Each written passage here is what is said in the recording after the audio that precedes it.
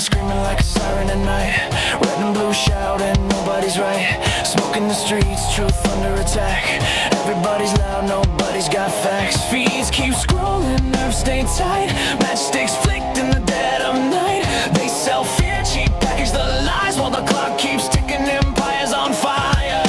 Can't sit quiet while the world's on edge. Lines in the sand, standing on the ledge. No script, no leash, no polish, quiet. Just a voice in the dark and a spark to the wire. This is and I'll bring the fire.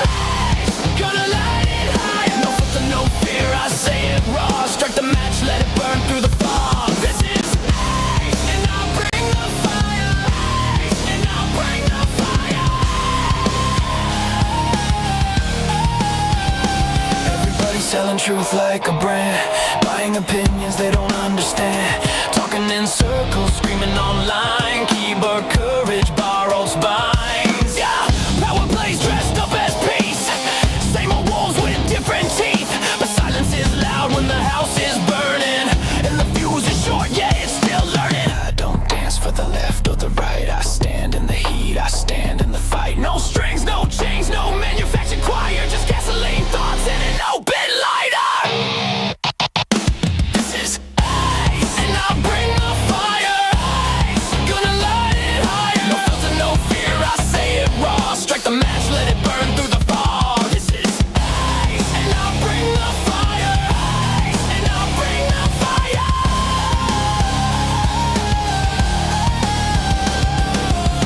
fire. World's on tilt, pressure climbing.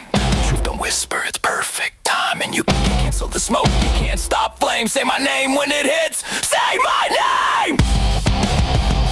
Why? Say my name. Say my name. Fire don't ask permission. Fire don't need a side. Fire just shows up honest and exposes the lie. This is and I'll bring the fire. Truth is harder. Burn it down till what's real survives. No smoke, no mirrors, just heat and lies. And I'll bring the fire. And I'll bring the fire.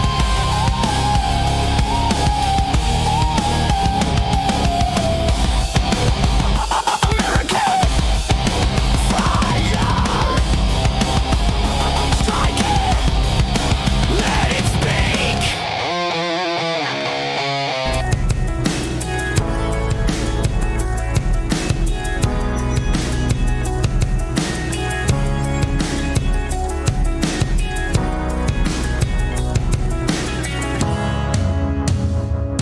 And we're off. What's up, everybody? Welcome to the show, American Fire. I'm Ace, and we're ready to do it today, my friends. Man, there are some weeks where you're just, where it's just beautiful to do what I do. You get excited. There's no disappointment. It's all adding up. It's all lining up together. You realize that what you're doing is right on track. The president, what's going on, just backs you up. And this is one of those weeks as we are getting massive exposure breaking out. It is a beautiful thing. People are going through the Fauci diaries. They're going through the Biden tapes that have just been released. And it is shocking. The corruption, the lies. And guess what, conspiracy theorists? You're right.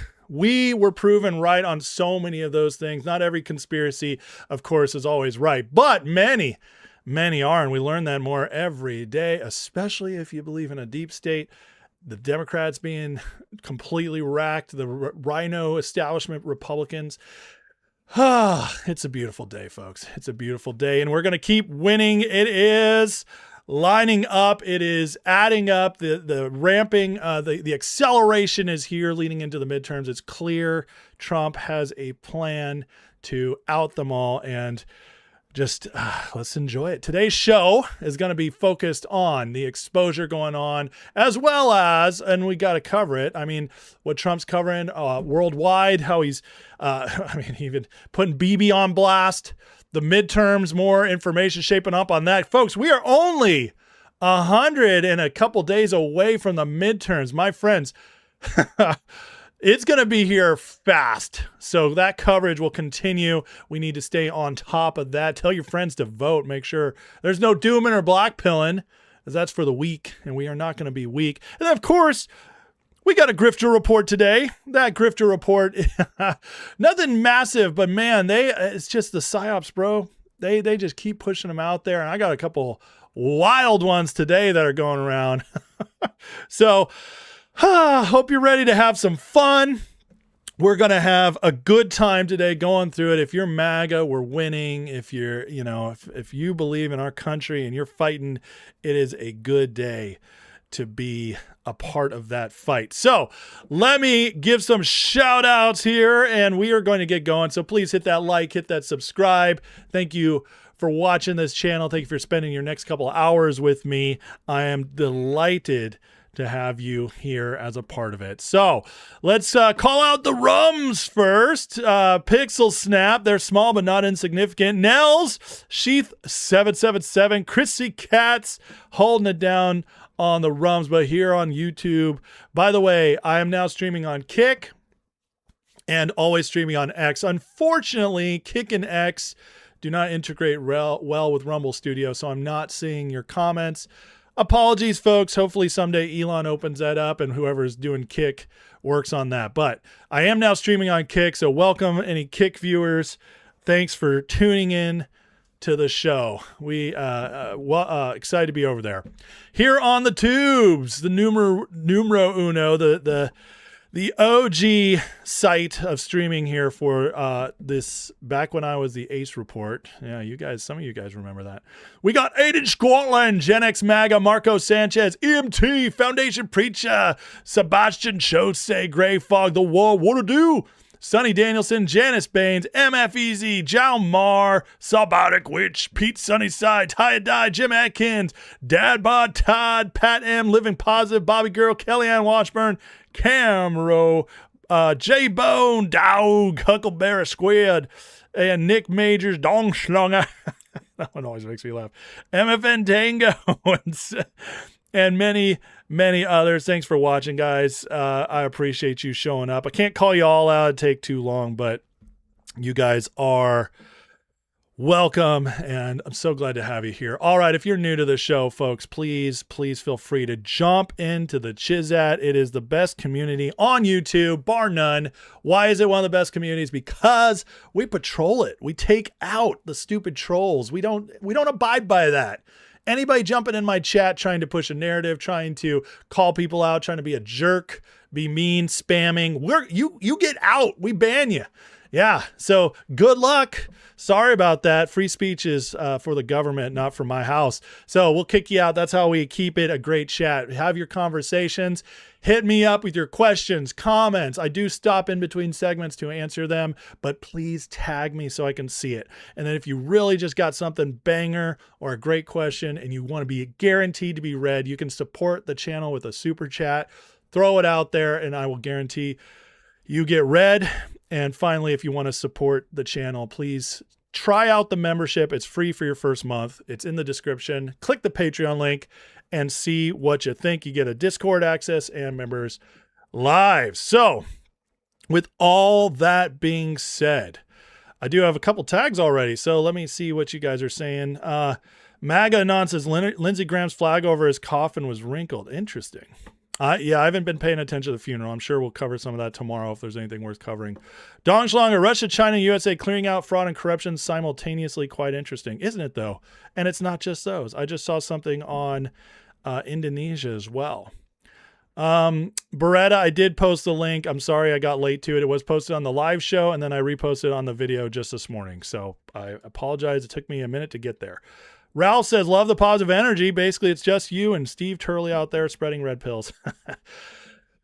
I'll tell you guys, there are so many people who don't like the positive energy, and it blows my mind. You see, right now, black pilling is the way of the day. And there's a few reasons for that. Number one, they want you to do that.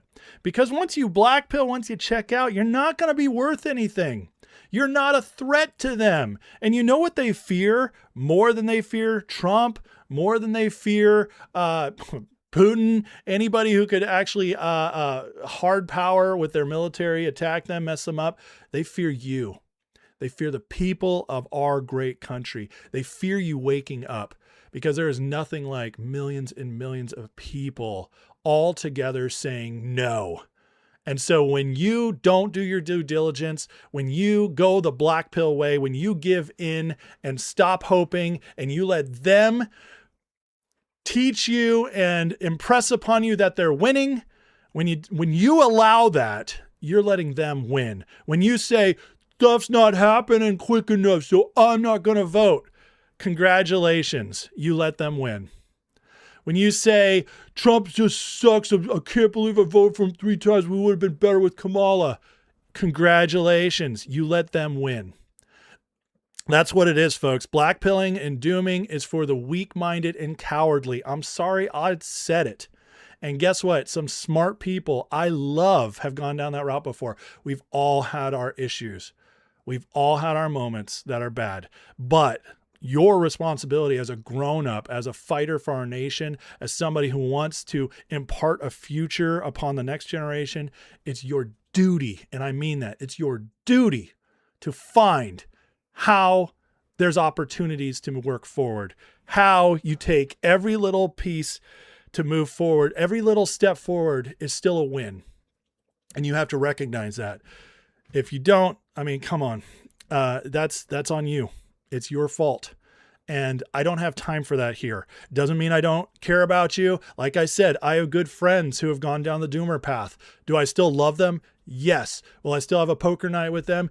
Yes. Will I still go back and forth joking with them, go to the movies with them, have a beer with them? Yes. But when it's at work time, when it's time to talk about the future, what we're doing, how to win, and they're dooming, I don't have time for that. And I will call them out on it. I'll say, dude, you're not helping anything. You're being weak and pathetic. Because that's what men do. Right, guys?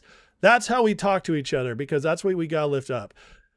You have to push each other. You should not be allowed, every single one of you. It is our duty when blackpilling or dooming comes across our path to say, no, we don't have time for this. This is a waste of our time. Okay? Because there's always hope.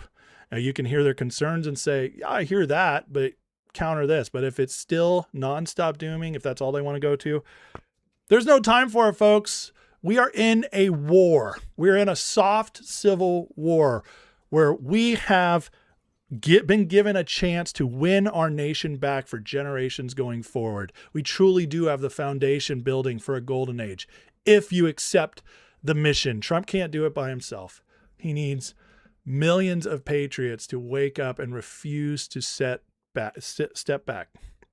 The American Revolution was won with 30% of the people supporting the colonial army. How much more can we win it?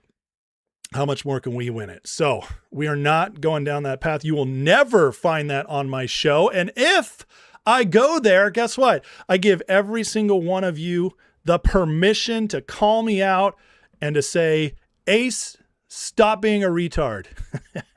You have my permission. That is my honor-bound commitment covenant with you guys. If I ever doom, if I ever blackpill, you can call me a retard. Fair enough? Alrighty.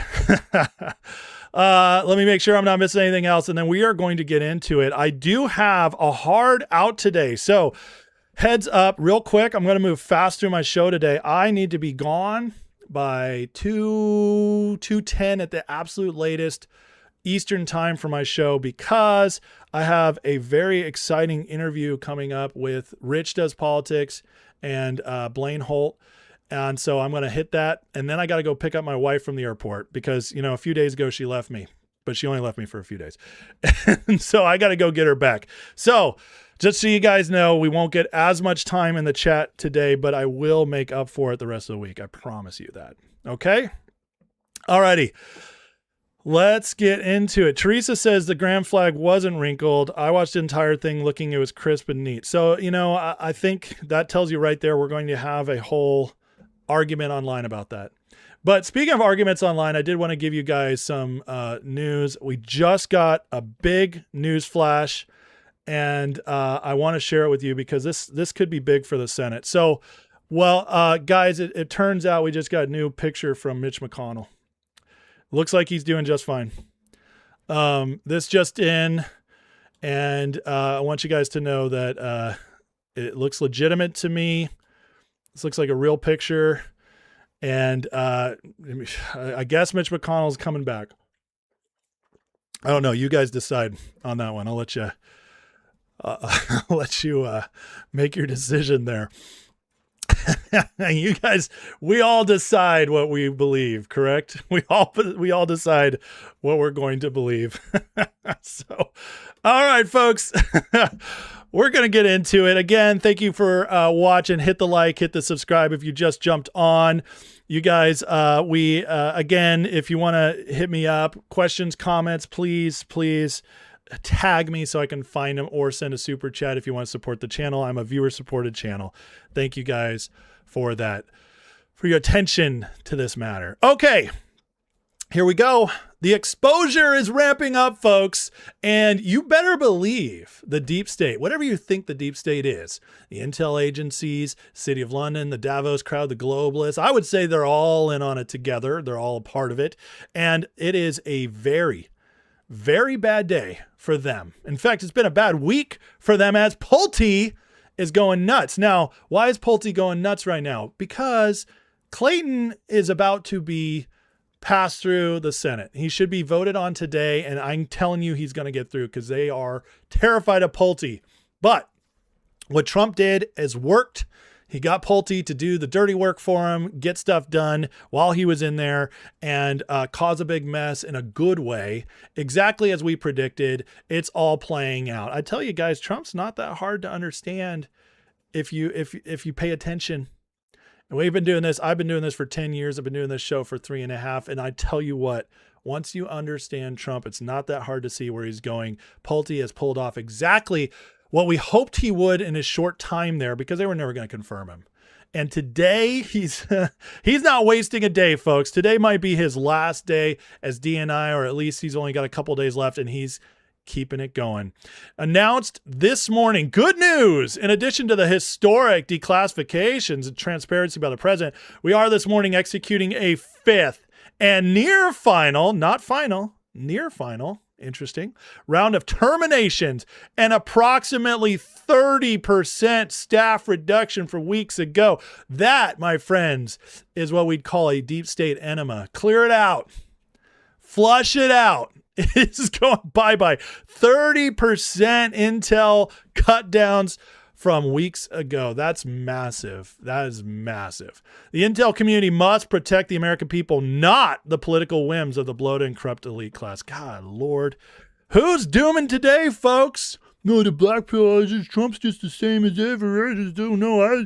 I tell you what, it's no different if we voted for Kamala. He just sucks at this. He's not clearing out the deep state. He doesn't care. He doesn't care about the deep state. Trump is one of them. Oh, is he? Oh, is he?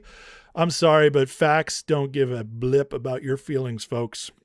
Facts are Trump is wiping out the deep state, and it's a beautiful thing to see. And not only that, but Pulte, that smiling bulldog right there, has been busy this morning with declass. We have gotten several more documents, boom, boom, boom, shared on the election fraud, what China has done in 2020, how it involved our intel community. And not all this is new. In fact, most of it's what we already knew, folks, but so I'm not going to spend a lot of time on it. I did go through these documents. And I'll tell you right now that it's just the same stuff, but these are the official documents now in an official report. And he's showing every single page, including here, where the FBI said, we're basically running a shadow government right now. Fauci said that.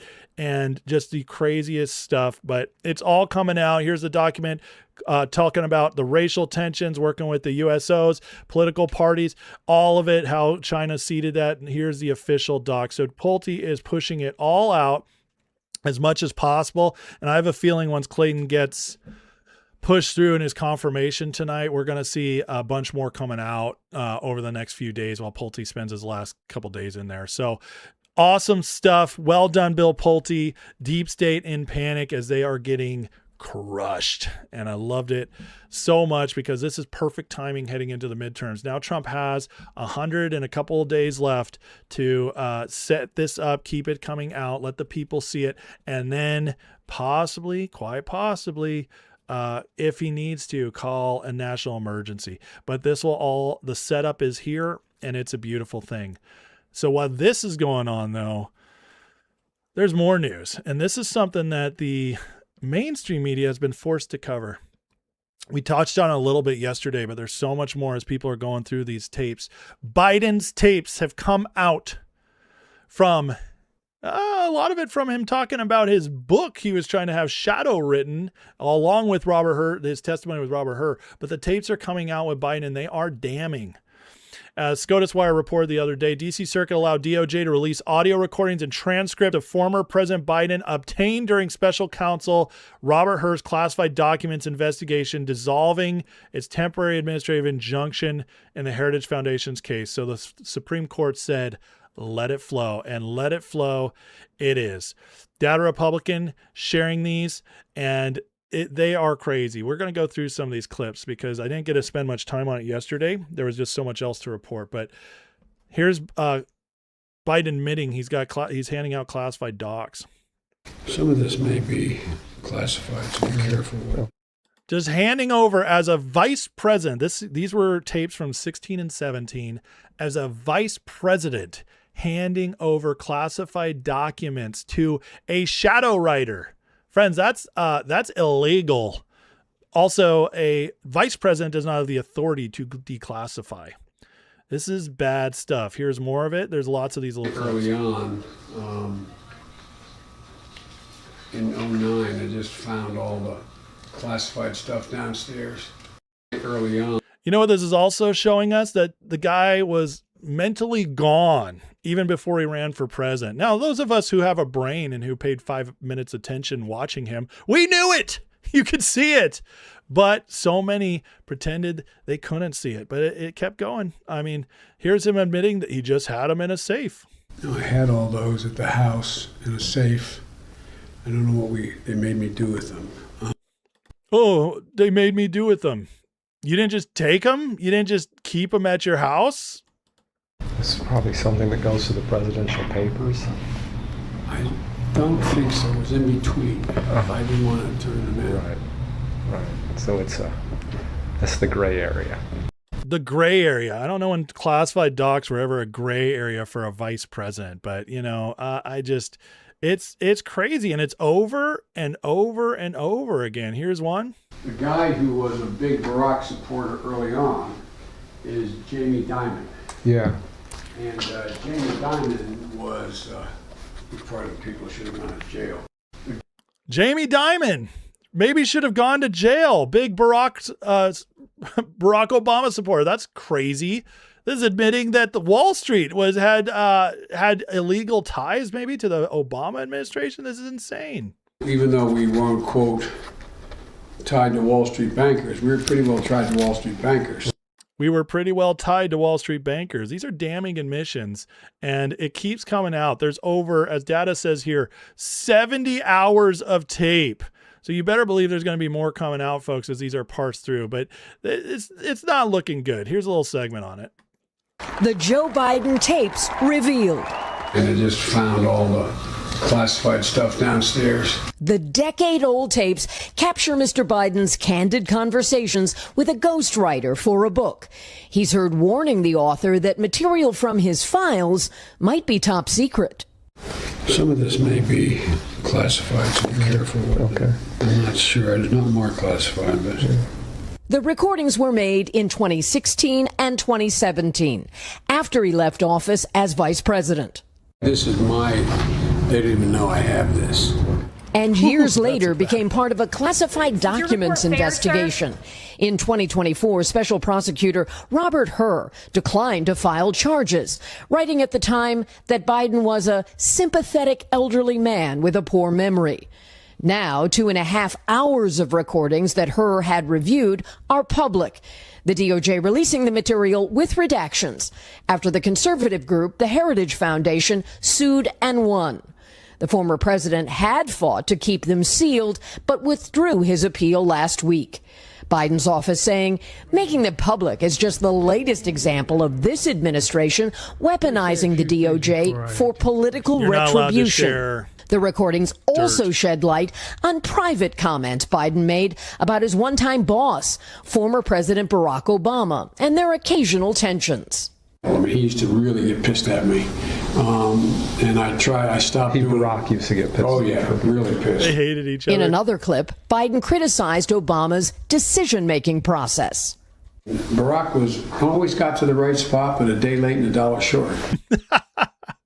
They hated each other so much. This is also just more proof that Obama was, as I've always said, he's brilliant. He's charismatic. He's the perfect Manchurian candidate, except for he's lazy. Overall, there were about 70 hours of these tapes, just 2.5 hours are public. DOJ released just the portion that had been part of that special counsel investigation related to classified documents. Biden's office said he had provided that audio to the special counsel on the condition they remain private. But the 70 hours, 2.5 hours public. We'll see if we get more of them. But it's insane, folks. This is so bad for them. This was their guy for 4 years, coming out before the midterms. You know what this does by getting in the news? This is reminding everybody what a joke he was. Oh, and yeah, folks, just look at this is on the Today Show.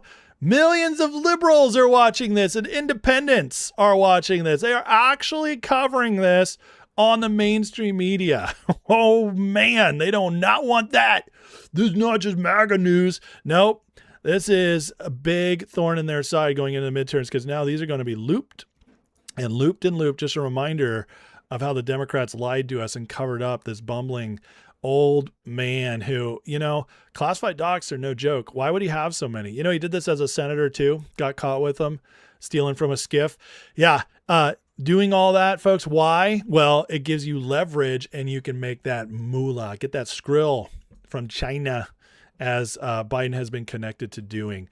And so as it keeps coming out, Benny Johnson's sharing it. I mean, it's all over the place. So this is not good for him. I guarantee you this is going to keep popping up the next week or so until the next big thing. But still, gives Republicans a whole bunch of ammo, Trump a bunch of ammo going forward, and opens up the door for maybe going more after the Bidens. Now, part of me thinks Trump is like Biden's an old duttering buffoon. We'll just keep him poor and ruin his reputation. I got bigger fish to fry because he's about to be gone. But we'll see.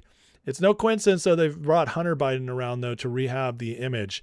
So there's definitely a big information war going on over the Bidens right now, and they do not want that. This is not something they want to deal with in the midterms.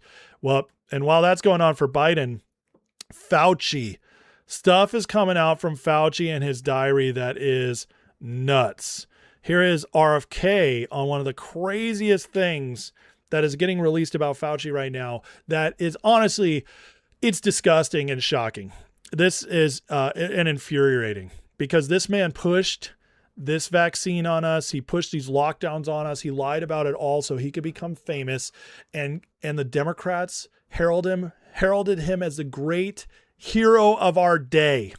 The media pushed him. They used it to push against Trump in a way to hurt Trump in the election. Fauci was in on all of it. This is one of the most evil men alive, and I do not say that lightly. I'm not being hyperbolic. This man is responsible for thousands and thousands, if not millions of deaths, and he doesn't care because all he cared about was getting out there. And the vaccine, the push on that is one of the worst things he did. And it's even worse knowing what we know now. Listen to what RFK says. He got vaccinated, a very, very public press conference in January of 2020. And then 5 months later, he had, and this is the first time that we knew this from the diary, he had a pulmonary infarction, which is one of the adverse events that NIH, CDC, and FDA said are expected from the vaccine. He never told anybody. He got treated for it privately by the best doctors in America. At the same time, he was telling everybody that that was not an adverse event. Anthony Fauci got a vaccine injury, a pulmonary infarction, extremely dangerous, very bad. I mean, this is one of the worst things that could happen to your heart. Got pulmonary infarction from the vaccine and still pushed it as if it was fine. He himself injured. How evil do you have to be to do that? To know what it caused you and to allow that to keep being pushed to everybody? That is pure evil, folks. And this needs to be pushed every single place. Anytime somebody brings up a Democrat in the midterms, this needs to be played. They supported this man. They let this man run rampant. Make them go on the record, because this is the face of evil. And this diary stuff is just crazy. Here's him having dinner with Jake Tapper, saying that Jake clearly believes Trump is totally nuts. What are they doing? By the way, this is happening when Jake Tapper is telling his audience it's not safe to have Thanksgiving dinner with them. But he went on and had dinner with Fauci and his wife, talking about how nuts Trump is. And then the very next line in his diary hit 83,000 new cases today. He's just going along talking about his fame, his fortune, hanging out with these celebrities, and then dropping the data at the same time. This man has no compunction about it. It's almost like he was proud that it kept spreading. This is crazy stuff. Looking into this man's mind and how he worked with it, it's unbelievable. Here's an email from 2015. Fauci, remember, claimed constantly no gain of function. Well, dear Jenny, this is subject Peter Jostick. These are in the emails, are in the files with Fauci coming out. This is terrific. We're very happy to hear our gain of function research funding pause has been lifted. That's from NIH emails. Fauci admitting the truth here. COVID jabs failed against hospitalization, not just infection. Here's the email, or here's the part from his diary. It says the Israelis found protection against severe disease leading to hospitalization significantly decreased, but no one else in the world has explained this more loudly and clear than I was on this account. 2 days after Fauci admitted this, the Biden admin and Pfizer violated my First Amendment rights and forced Twitter to ban me. Media still has refused to cover that story. But here's Israelis were seeing a gradual waning of protection of the Pfizer vaccine. Importantly, they found the protection against disease leading to hospitalization decreased. No protection from the vaccine. And they knew it, and they still pushed it. And then you got to get the boosters. Yeah, get those boosters. I tell you, if you don't get an infarction or myocarditis the first time, you got to get a booster. Because the only way you can destroy a heart 100% and know you're going to do it is to get a booster. Anthony Fauci, just the worst person we can imagine. He's currently at the Senate hearing right now. Here's RFK breaking it down a little bit more. The media malpractice that told us all we had to trust the experts, and that he was the expert that they elevated. And anybody who did not give complete blind faith to these expert opinions, which we now know were lies, was marginalized, vilified, demonized, censored. Canceled. Yeah, I mean, I pointed out that this almost certainly came from the Wuhan lab, and I lost my Instagram was canceled with 1 million followers for misinformation. I never put any misinformation up. I put up all the things that we now know are true, and it was called misinformation, and the press was part of this collaboration. It was corrupt, and it did tremendous damage to the media in this country and to America's faith in that very important democratic institution. It also did incalculable damage to public health. My agency, when I walked into it, had a less than 30% trust from the American people, down from about 80% before the pandemic. Americans no longer trust public health. That's terrible. Because they were lied to. That's actually a beautiful thing. that it did wake up the American people. So if you want to find a grain of salt in this, or not take away a grain of salt, if you want to find a silver lining, I should say, grain of salt's when you should doubt something. Whoopsies. But if you want to find a silver lining in this, is that it woke a lot of people up, and this will carry benefits going forward, that we no longer just take our institutions' word, like take them at their word. We listen to them. We sometimes mock them, but COVID was the great wake up. They did not expect that. They thought we'd all accept what they had to sell us, which is why they pushed Fauci the way they did. Don't deny science. Trust science. Trust the science. Don't be an anti-vaxxer. Yep. And now we know. And by the way, because this is all public news and because Anthony Fauci still said it now, I can now happily and easily say on YouTube, the vaccine caused major vaccine side effects, killed many, many people because of their heart issues, myocarditis, caused infarctions, because Anthony Fauci says it. And I can say that the vaccine did nothing because Israel and Dr. Fauci said it. So that's me on YouTube now, gladly promoting that the COVID vaccine was BS nonsense and horrible. And I'm very, very glad I never got vaxxed. I never had my kids vaxxed, but I was also lucky that I was in Texas and we didn't have to have it pushed on us. Texas was one of the few states that did not go all in. Many other states, including some red ones, really pushed the vaccines, especially on kids going back to school, stuff like that. Thank God we homeschool. But even in the Austin area, which is very blue, they couldn't do that much because Abbott, to his credit, not always my favorite governor, really put pressure on the Austin government to not, local government to not allow a big push on this stuff. So thank you for Texas for that. But I got to tell you, I cannot imagine if we'd still lived in California at the time, where I grew up and stuff like that. It would have been very difficult. It would have been very difficult. But we survived it. We got out. My wife and I immediately knew like this wasn't that bad. You know, it's funny because people say they didn't know. As soon as COVID hit in March, I started doing some deep dive internet research, and I found all kinds of statistics coming out of China and Italy talking about who actually was dying. And it was the old or the overweight, and young people were pretty much 100% fine, all the way up through your 40s if you were relatively healthy and you got a lot of sunlight and weren't extremely overweight. I was able to find that data, and so I knew immediately. I remember telling my wife, we're going to be fine. This is going to pass through in a couple weeks. I had no idea how crazy things were about to get. But looking back, it's so obvious how they just used it to get Trump, used it to push Trump out. And imagine, guys, like this is where it drives me nuts when people are like, oh, voting for Trump doesn't make a difference. Oh, yeah. Well, you know, despite the fact that Trump did allow that 15 days to stop the spread, he advocated for stuff like that. The actual long-term lockdowns that were extremely damaging to the economy and to people's lives, those were almost all in blue states.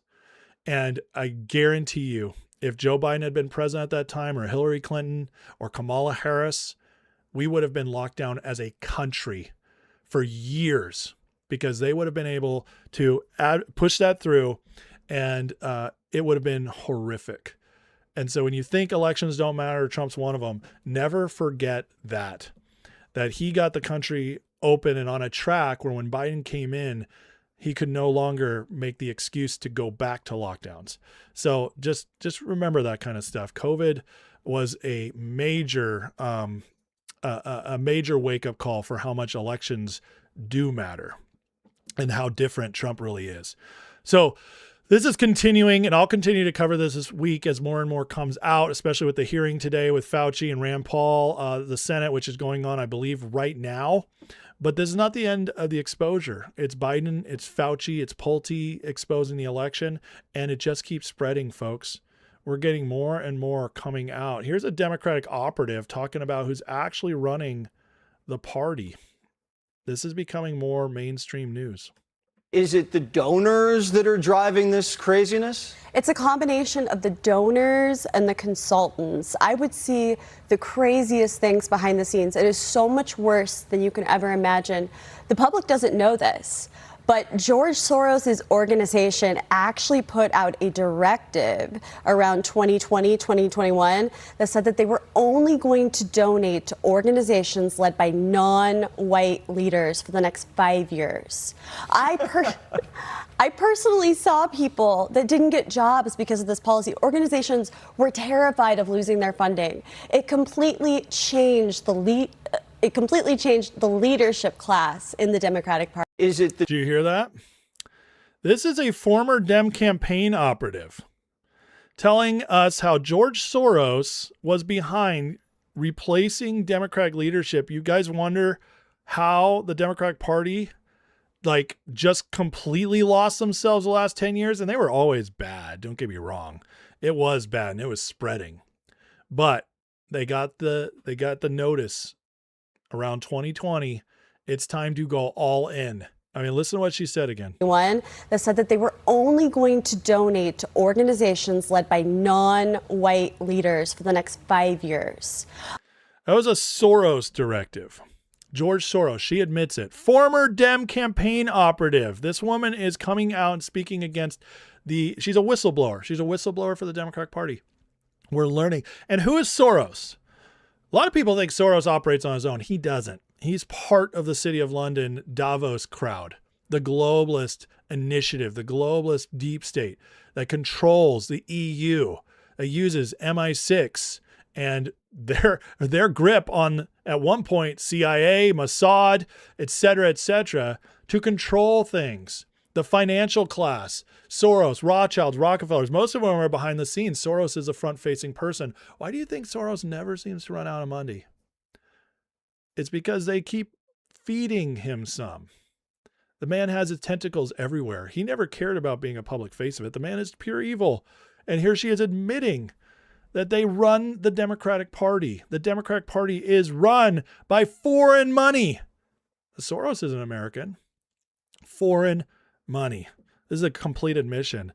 This is the kind of stuff's coming out, folks. This is normal now. See, 10 years ago, 20 years ago, this one interview, this 40 seconds right here would have been all over the nation. Front page news. Because this is shocking. Today, it's buried in a clip pulled from a Jesse Waters show on X that they're not letting get out there. But it is getting out there because of shows like this. And now we're getting even crazier things like the drop that just happened. Natalie Winters, to her credit, finding out journalists on China's payroll. See, Trump's drop the other night, Thursday night speech. Oh, nothing happened, man. We already know what's in there. There's nothing new, bro. There's nothing new there. Are you kidding me? What did I say once Trump gave that speech? I said it's the beginning of something. Trump just unleashed the beginning. He opened up Pandora's box. And now people are doing their follow-ups on this. And one of the things Trump said is China was manipulating our media. So what's happening now? People are finding those that are on China's payroll. High exclusively uncovered identities of prominent U.S. journalists flown to China by CCP-linked influence operations seeking favorable coverage and positive messages about Beijing. Names: Ezra Klein, that's a big one. Matthew Iglesias, another big one. Ronald Brownstein, huge. Bradford Plumer, New York Times. Marjorie Miller, AP. Steve Clemens, David Rowe, Jonathan Alter, that's a big one. It goes on and on and on. Most of these names you won't know, but the point is, look at this. Newsweek, The Week, Salt Lake Tribune, Milwaukee, Chicago Tribune, U.S. News and World Report, Newsweek, NPR, National Journal. All these names. The organizer was found by Tung Chi-ha, former senior official in CCP's United Front system influence apparatus Beijing uses to cultivate foreign elites and shape institutions outside China. Bipartisan congressional report says United Front works to co-opt and neutralize sources of potential opposition. American media was not incidental as a target. Access went far beyond conference rooms, taken to tours through China, etc., etc. The exposure is happening, folks. The exposure is happening. Again, Trump, he didn't set off the bomb. He lit the match. He lit the match, and now it's traveling up until that bomb. It's happening. This is all happening. This is all together. There's no coincidences, guys. This is all timing on purpose. And it's not that Trump controls every little bit of it, but he knew what he was doing. He understands the media like no other president ever has. He lit the fuse, and now people are starting to follow up. And what's happening? Trump announces the election fraud. New Jersey governor announces election fraud in her Democratic state.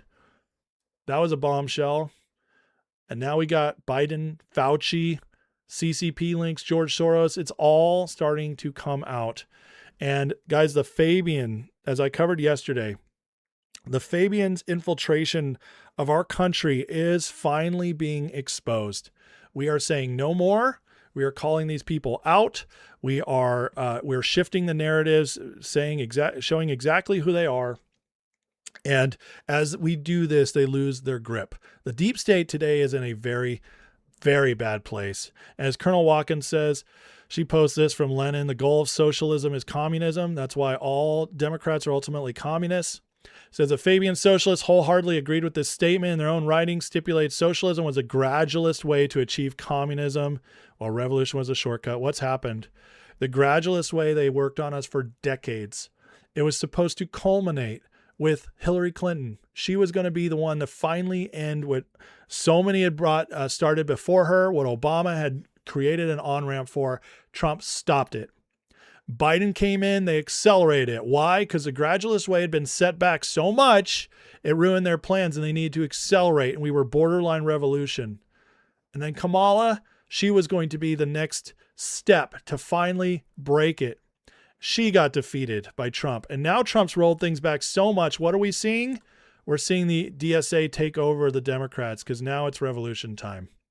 They've gotten tired of the gradualism. It's revolution time. Destination was the same. Speed of getting there is the only difference. Soft selling socialism, not only ignorance of history, but suicidal. If you want socialism, there's plenty of locations that embrace it. Move your ass there. We're the only constitutional republic in the world. It's a hill we're willing to die on. Amen. This is what we're beating. This is what we're fighting back. This is what the exposure is showing us. This Fabian attack on our society, pushed by, yes, Fabian society, but that's an arm of the City of London, Davos type globalists. That's what it is. It's not the full controllers. The full guys are up in the top, and many of them we don't even know their names. They're the secret society trying to organize and create a globalist society to undo America so they could get their grips into everything and run what they hoped would be a one world government. But Trump stopped that because they needed to spread communism everywhere through the guise of socialism. Didn't work. Now it's being pushed back. Now they're going to revolution, but guys, they don't have the horses. And as we keep exposing them, it's only going to get worse and worse for them because Americans hate communism. That is a fact. It has not changed at all. Recent polling has confirmed this, but just listen to Trump when he tells us we're fighting the communists. And as the exposure keeps going on, the American people keep waking up.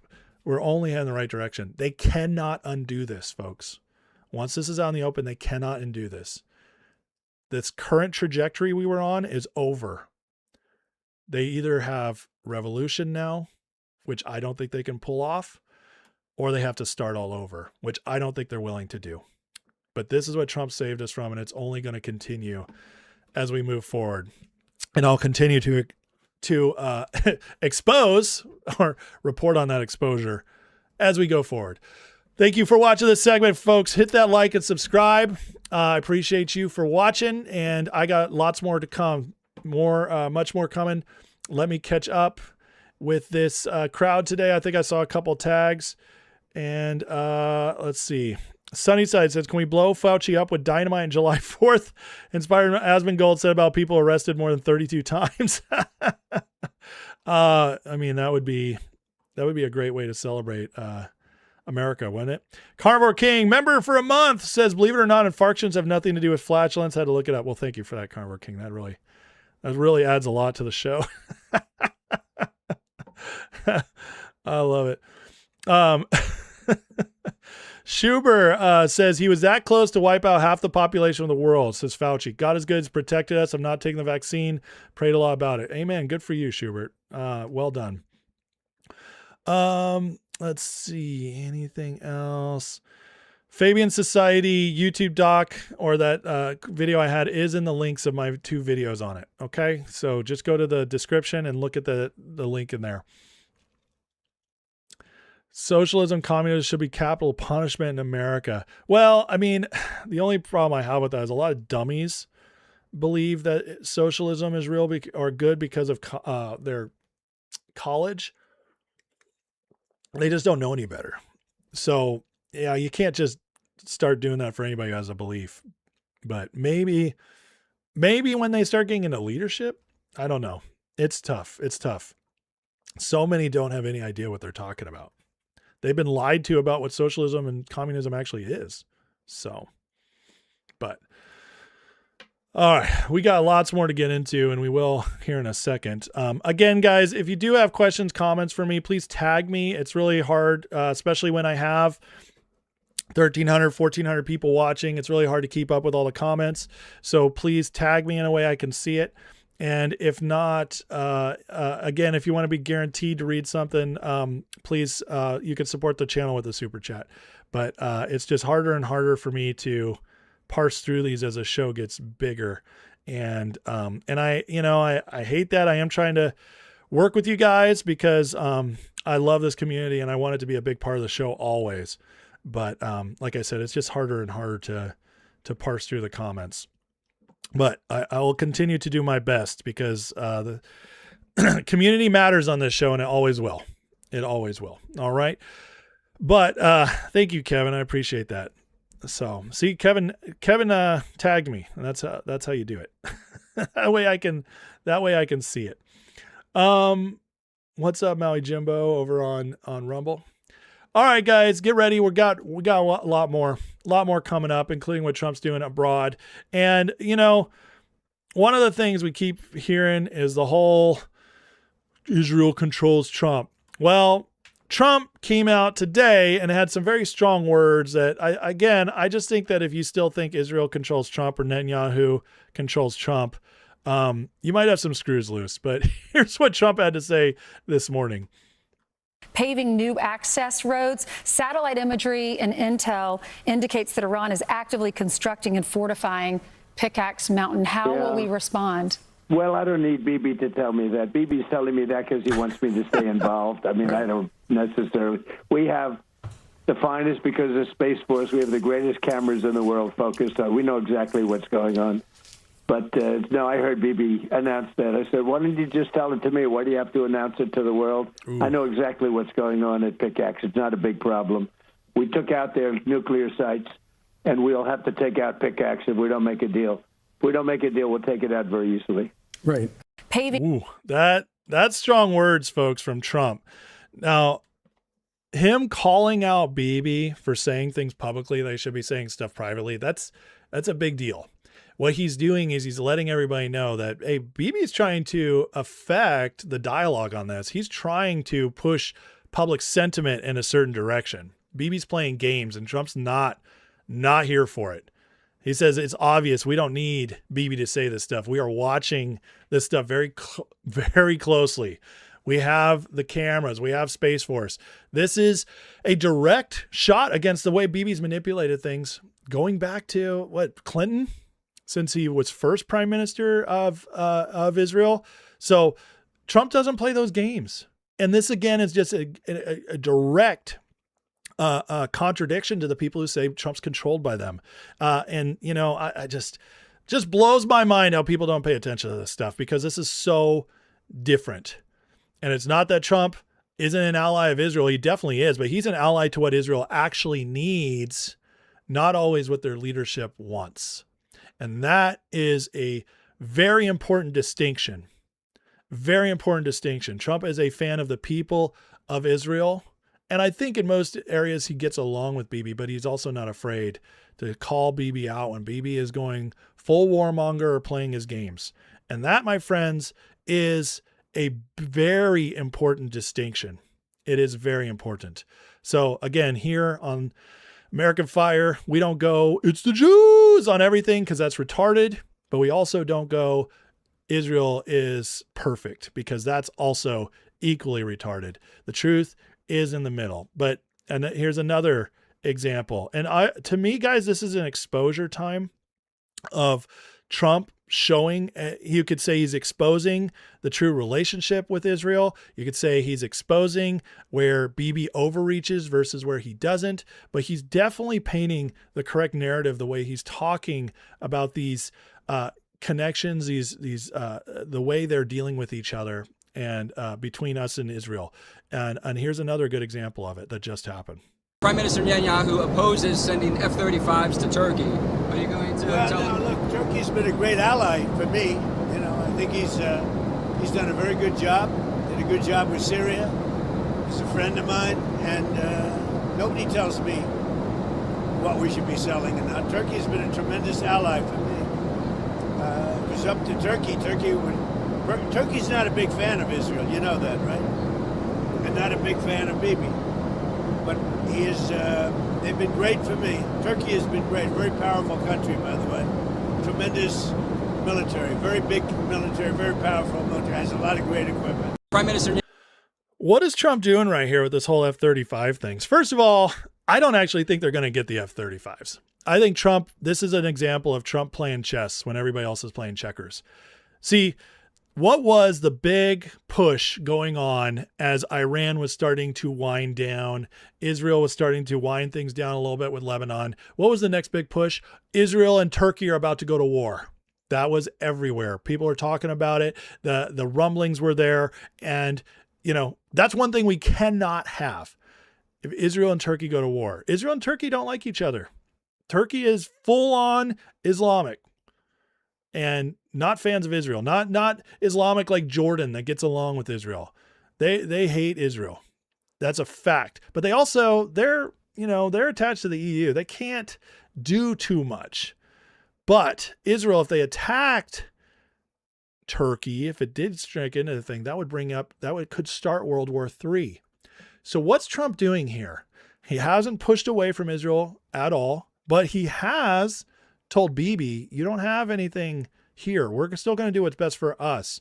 And this whole F-35 deal, what does it do? It tells Israel, do not go after Turkey. We have connections to Turkey. We are making it so Bibi has to do foreign policy Trump's way. And what Trump's working on is bringing peace to the entire Middle East without any more elevation. He's saying, Israel, the way you used to do things, maybe you needed to do it that way. You didn't have a friend in the White House, a true friend in the White House. City of London was still controlling a lot of the Middle East, including your intelligence agencies and Mossad. The way you used to do things, fight, constant war. That's not what we're doing anymore. And again, this is what I believe Trump's doing right here with this F-35 deal, is he's making it so Israel cannot even think about attacking Turkey while also getting a tie to Turkey. And if we tie ourselves to Turkey a little deeper and then they attack Israel, which we have our longstanding relationship with, they're in big trouble. So what Trump's doing here is, I believe, creating connections that make it almost impossible for these two countries to go to war.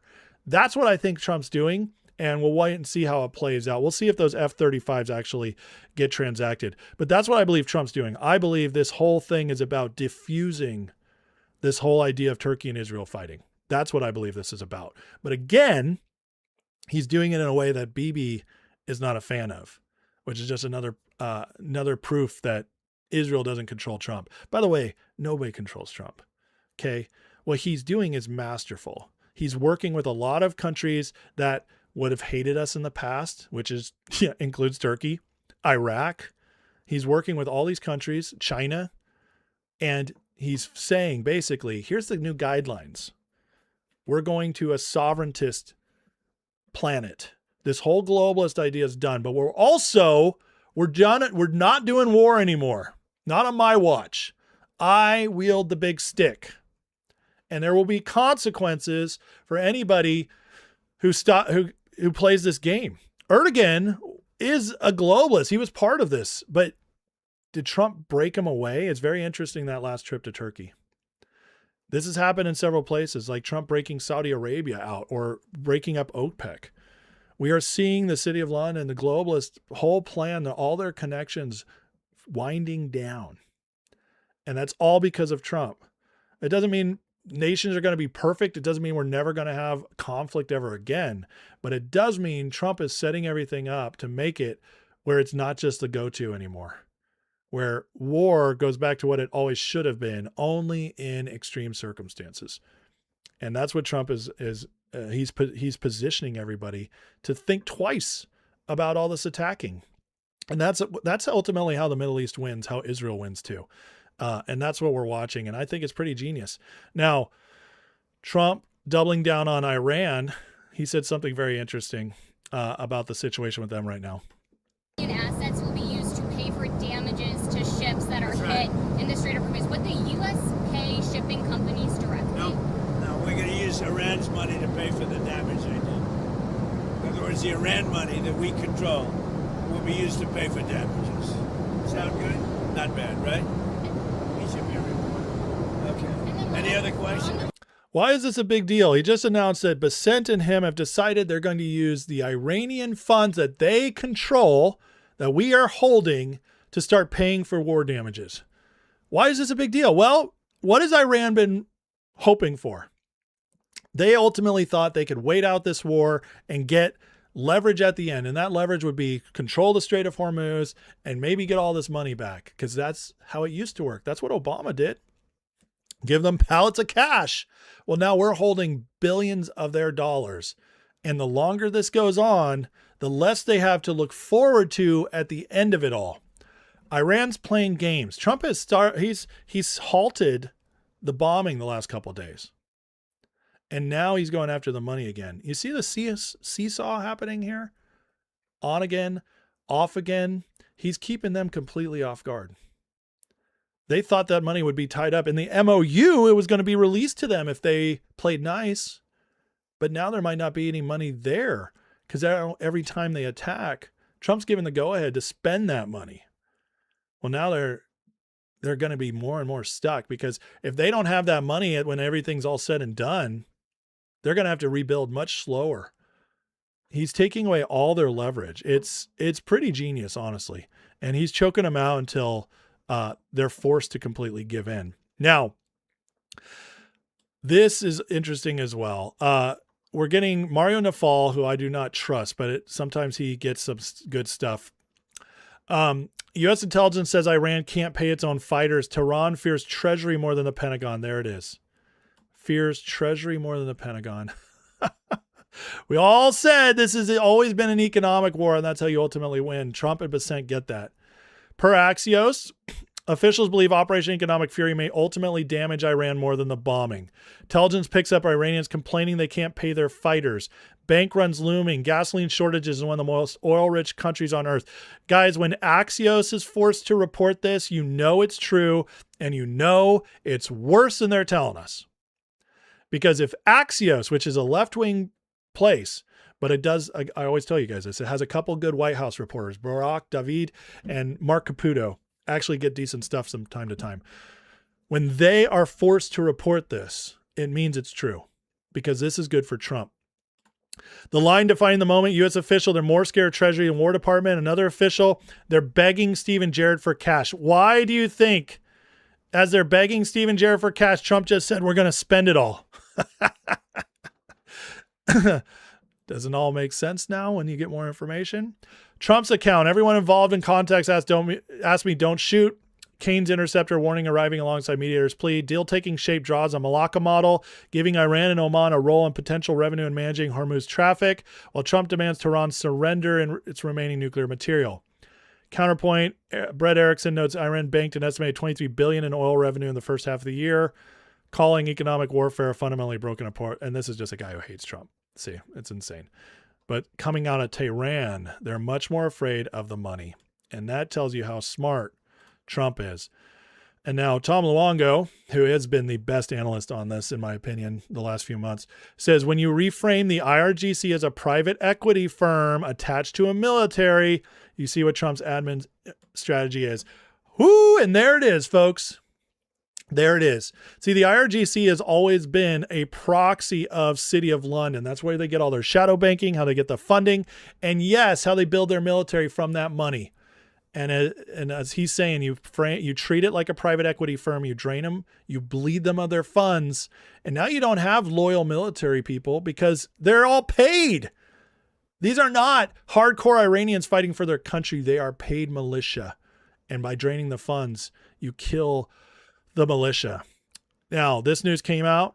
EU sanctions reversal allows Total Energies to sell Russian gas in Asia. French energy giant Total Energies can bypass looming ban, continue supplying Asian clients with liquefied natural gas. Oh, so Russia's getting a bunch of money from all this.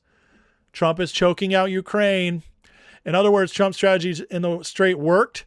Europe's facing energy shortages for the winter. Bye-bye EU. Bye-bye globalist system. Bye-bye City of London. You're being choked out. We're winning the economic war, which ultimately will be the end of the war altogether.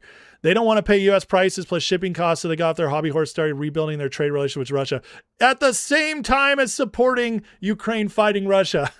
These people are so pathetically corrupt. It's unbelievable. No, we got to support Ukraine to defeat Russia. Yeah, but we'll also buy that Russian oil. I think some of us told you all path to settling Russia-Ukraine began Iran because Europe was a big loser in the great powers calculus of the conflict. Remind me again while Zelensky had to hightail it to D.C. why Netanyahu's in town. Yeah, today. Netanyahu and Zelensky are there. And then there's the whole strategic petroleum reserve push that's going on here because it has been used for this.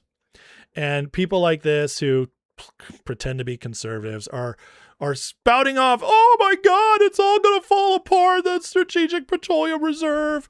But Luongo frames it, thankfully, with level-headedness. Everyone who thinks Trump's draining the SPR during the period of the war and comparing him to Biden, the only thing these events share is drawdown in inventory. How these sales are structured are different. In 22, Biden straight up sold the oil in the market without intention of buying it back. They even went so far as to refuse to buy back at 70 after selling it to Europe for 95. Barrels went out and never returned. You can see that clearly. This is Biden. He sold it all and never bought back. Meanwhile, Trump executed the sales under auspices of exchange. He's selling the oil into peak price. All the SPR is being drained right now at peak oil prices because of Iran, folks. And what's happening is as it goes lower and once Iran ends, we're going to buy it all back at the cheap prices. When oil goes down into the 60s, well, hey, we just sold it all at 85, 90 bucks a barrel. We're going to buy it 60 at a 33% discount. Yes, please. Refill the SPR at a much lower level while also keeping the revenue. Remember, guys, when it comes to finances and how Trump runs our government, nobody's smarter. He put the greatest person in the world to run all this in Scott Bessent, and they're working hand in hand. It's genius. Well, so while people are freaking over this, remember, Trump's always got a strategy. He's not an idiot, even though people keep trying to act like he is. And this is why we're so smart. We are pumping like crazy, and we have the oil to do it. We have 1,000-year supply of gasoline. China doesn't. China doesn't. We have 1,000 years. We have more gasoline. We have more oil. Now, when you add Venezuela to it, we really have more oil one day. And Venezuela's been great. They've been doing a great job. We're working with them. Take millions and millions of barrels of oil. But they're doing well, and we're doing well. 1,000 years of oil. Oh, and now we got Venezuela, too. You think Trump's worried? Guys, now that we are the #1 oil exporter in the world, I keep telling you, the wealth that is going to come into this country over the next few years and decades because of this, we have no idea how good things are going to be here because of what Trump's doing. And while he's doing all this, America, we keep making it known we are no longer part of the globalists. U.S. diplomats just walked out of UN Security Council meeting after France publicly attacked our human rights record. Walked out. We're done. We're not playing these games anymore. This goes right on the heels of Marco Rubio saying the international courts, international laws have no jurisdiction over Americans. And now we're actually doing it in a physical way. We're making the statement. Guys, the world is changing under Trump. We are headed to a much, much better place. our energy, the sovereignty, the foundation's being laid. What we're in right now is the chaos. What we're in right now is the action. That's why it's confusing sometimes. That's why it's difficult sometimes. That's why people black pill sometimes. But guys, when you look at what's actually happening and where we're headed, what Trump is pulling off by breaking this globalist system is amazing. It's almost miraculous. And where we're headed after this, when we catch the results of all this over the next few years, we have no idea how good things are about to get. I'm telling you, this really does show, in my opinion, everything's lining up for us to truly head into a golden age as the world is completely reshaped after Trump. All right, guys, if you like that segment, please hit the like and subscribe. I got 2 more coming up. And again, I'm going to have to move fast as I only have an hour left here. But I did see a couple super chats come in, so I'm going to address those. And thank you guys for those. Lavitra says, this aggression will not stand, man, with the $9 super chat. Thank you, brother. For those who don't know, Lavitra is my best friend since first grade. I'll take your money, man. I'll take your money. That's for me beating you in poker in Texas the other day. Love you, brother. Thanks for watching the show and the support. Steel City Flooring for the $50 super chat. Thank you so much, man, for that.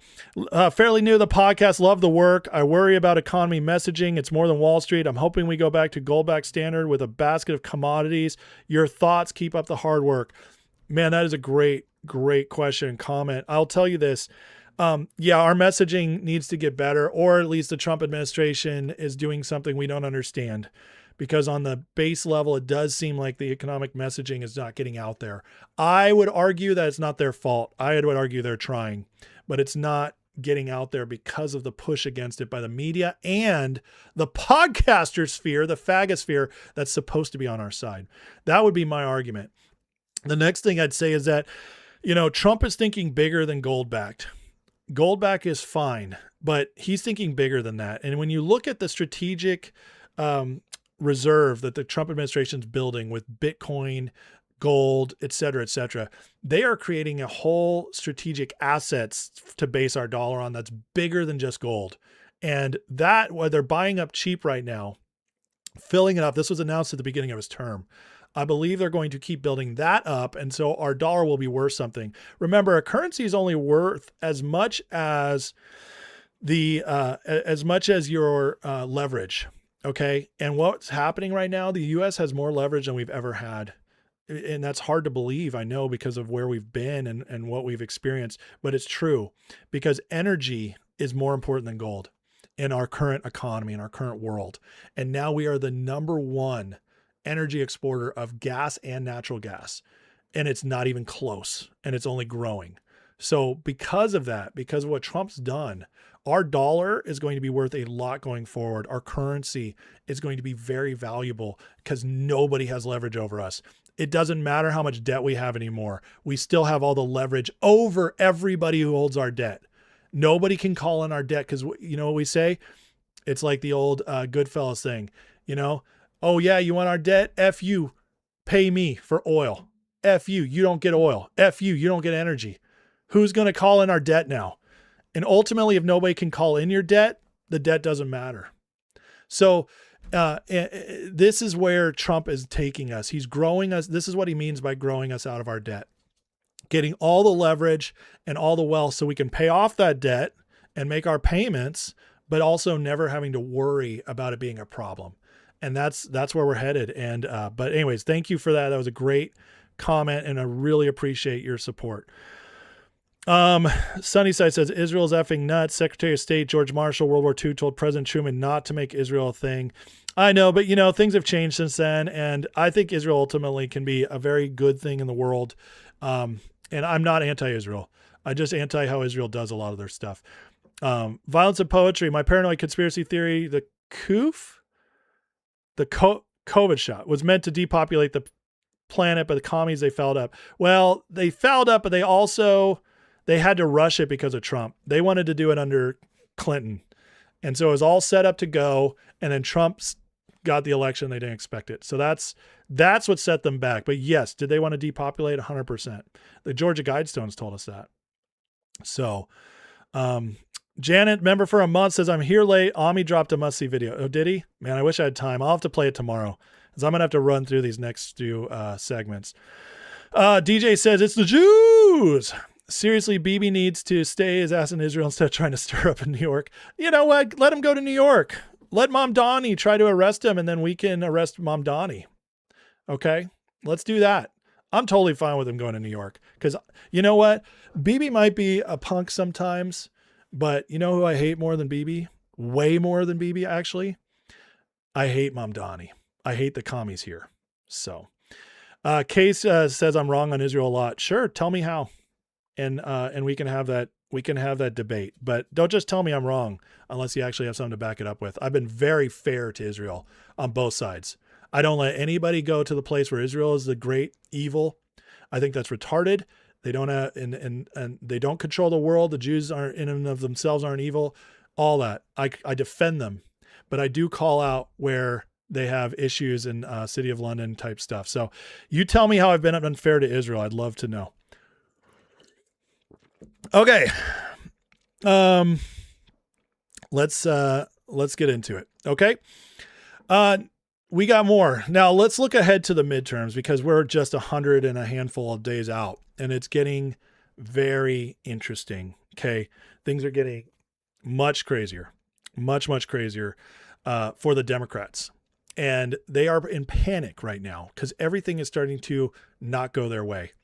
And this is a big one because Trump has this order to the United States Postal Service to not deliver ballots, and they can't find the citizenship, proof of citizenship.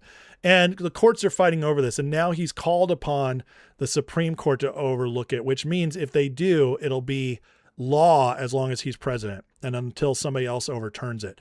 But here's him calling it out right now. You read recently in New Jersey where tremendous numbers of people were found out that they were on the voter rolls totally illegally, and that's all over the country. That's nothing compared to what's going on in California and Minnesota and so many other states. And hopefully there will be no mail-in ballots. Mail-in ballots are inherently corrupt, except for illness, disability, military deployment, or travel. If you're in the military, you're far away, absolutely. If you have to go someplace, absolutely. But mail-in ballots have proven to be a disaster. We're the only country in the world that in this form does them. It's true. So calling on the SCOTUS to do this. And if they do this, guys, this completely takes away, I would say, 40% of their ability to rig. So remember, it's all in, we have to look at everything in context, right? 2020, completely rigged. And they had everything going for them because of COVID, because the courts upheld these nonsense new laws they implemented, yada, yada, yada. It all went nuts. But if you think they didn't try to rig it for Clinton, like, come on, really? Now, they were overconfident, so they didn't rig it enough. Trump pulled it off. 24 comes. They're in power for 4 years. They have everything in place to completely rig the 24 election. Do you think for one moment they didn't do everything they possibly could? Yes, they did. But what did Trump do? Too big to rig, got all the people out, and also launched an offensive of legal challenges. Had lawyers deployed, 1,000 lawyers deployed to every polling station they could possibly go to in order to oversee it. So if they limited the rigging, that the Democrats went all out in 24, and say they limited it 20%, because of all the push Trump did. That 20% gave us a landslide.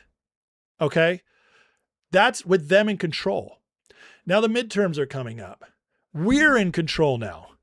So they don't have the same power they had in 24. They're going to go all out, but what is their ability to do so? The context is it's severely diminished. If they could cheat 80% in 24, 85% in 24, they could probably only cheat 50 to 60% now, which tells me we can win this election. We show up. The one thing they have going for us is that a lot of people just don't understand what Trump's doing and they're going to sit out. And that's a fact for now, but it can change.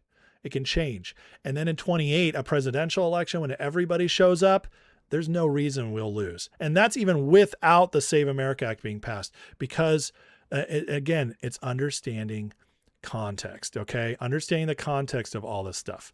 Now, Trump is still trying to get the Save America Act passed. And this is a funny, this is after he told Thune not to go on recess and had this fun exchange with a reporter over it. Why do you want the U.S. Senate to stay in town? Shouldn't they be out across the country campaigning? What a stupid question. Shouldn't they be out and be campaigning, though? What a stupid question. For Jennifer to ask such a stupid, she's a smart person. I knew her all the way back in the Iowa days when she said Trump's going to win. And boy, was she right. So listen, why do I want? The SAVE Act has to be done. They shouldn't leave town. I'm not going to stop them from doing it, but they should get the SAVE Act done. If they don't get it done, it's going to be a very bad thing for the party. And frankly, you know, if you look at it, the SAVE Act is going to be voted against by all Democrats, just so we know. We have some Republicans that I will not comment on, a few of them, probably 4, that we probably won't get the vote. I'd like to comment on them, but I have too much sense to do it. The Democrats are going to vote 100% against voter identification and proof of citizenship. 100%. They want your taxes to go up. They want men playing in women's sports. They want open border for the world's criminals to pour into our country.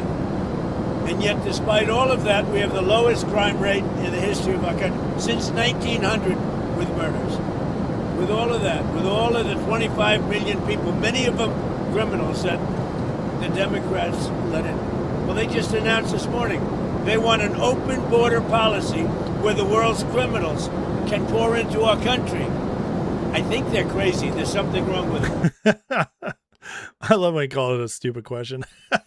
And then just keeps going on.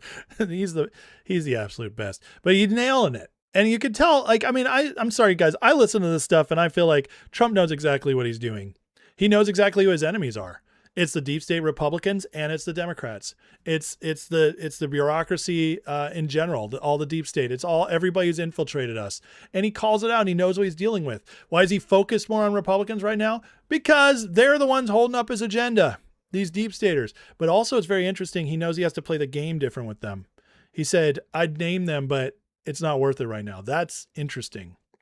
That's interesting. It tells me there might be some negotiations going on behind the scenes. And here's another tell about it. Here's the latest from John Thune on this. But by the way, John Thune has been very adamant this isn't going to happen. But this is the first time I heard him admit there might be a crack in all this. Well, and I think probably the best path to success is through budget reconciliation. And we can't do everything in budget reconciliation, but we can do parts of it. The one thing about the talking filibuster, and it hasn't been used in something like 100 years, people point to the Civil Rights Act of 1964, but that it actually was done under regular order. They invoked cloture, passed it that way. But you turn control of the floor over to the Democrats. It's not only unlimited debate, it's unlimited amendments. And the Democrats will have a long list of amendments. And so every time they get an amendment, get it considered, gets disposed of, the clock resets. Every Democrat can give 2 hours of speeches, so that's 47 or times 2, 94 hours of speeches. The whole filibuster thing is just him waffling, but this is the interesting part. Listen to it one more time. Well, and I think probably the best path to success is through budget reconciliation. And we can't do everything in budget. That is the first time Thune has admitted they could do that. This is a big deal, okay? Most people, this tells me the pressure is getting to Thune. This tells me that Trump might actually pull some of this off. We already know Mike Johnson's getting it passed. He's going to get it past the reconciliation route. We already know he can do that. He gets everything passed through the House. Thune admitting that they might be able to get parts of the SAVE Act through the reconciliation process is actually a really big deal. It's actually a really big deal because so far Thune has said none of this can happen. And he just changed his tune on Hannity in front of millions of viewers who mostly Republican. So this is a big deal that Thune admitted that. And it tells me that we might actually start getting some of this. Meanwhile, while Trump might be finally getting some success on the Save America Act, Mom Donnie has just announced city-run groceries, baby. Yeah, the commies are finally announcing their grocery store run by the government and says 30% prices are lower. Well, here's the problem. As Peter St. Ong writes it out. Mamdani announces city-run groceries set prices 30% below retail. Typical grocery margins are 2%, meaning the city will lose ungodly amounts of money, at least 28 cents on the dollar. Second, below-cost stores will steal enough market share the real groceries abandon the city.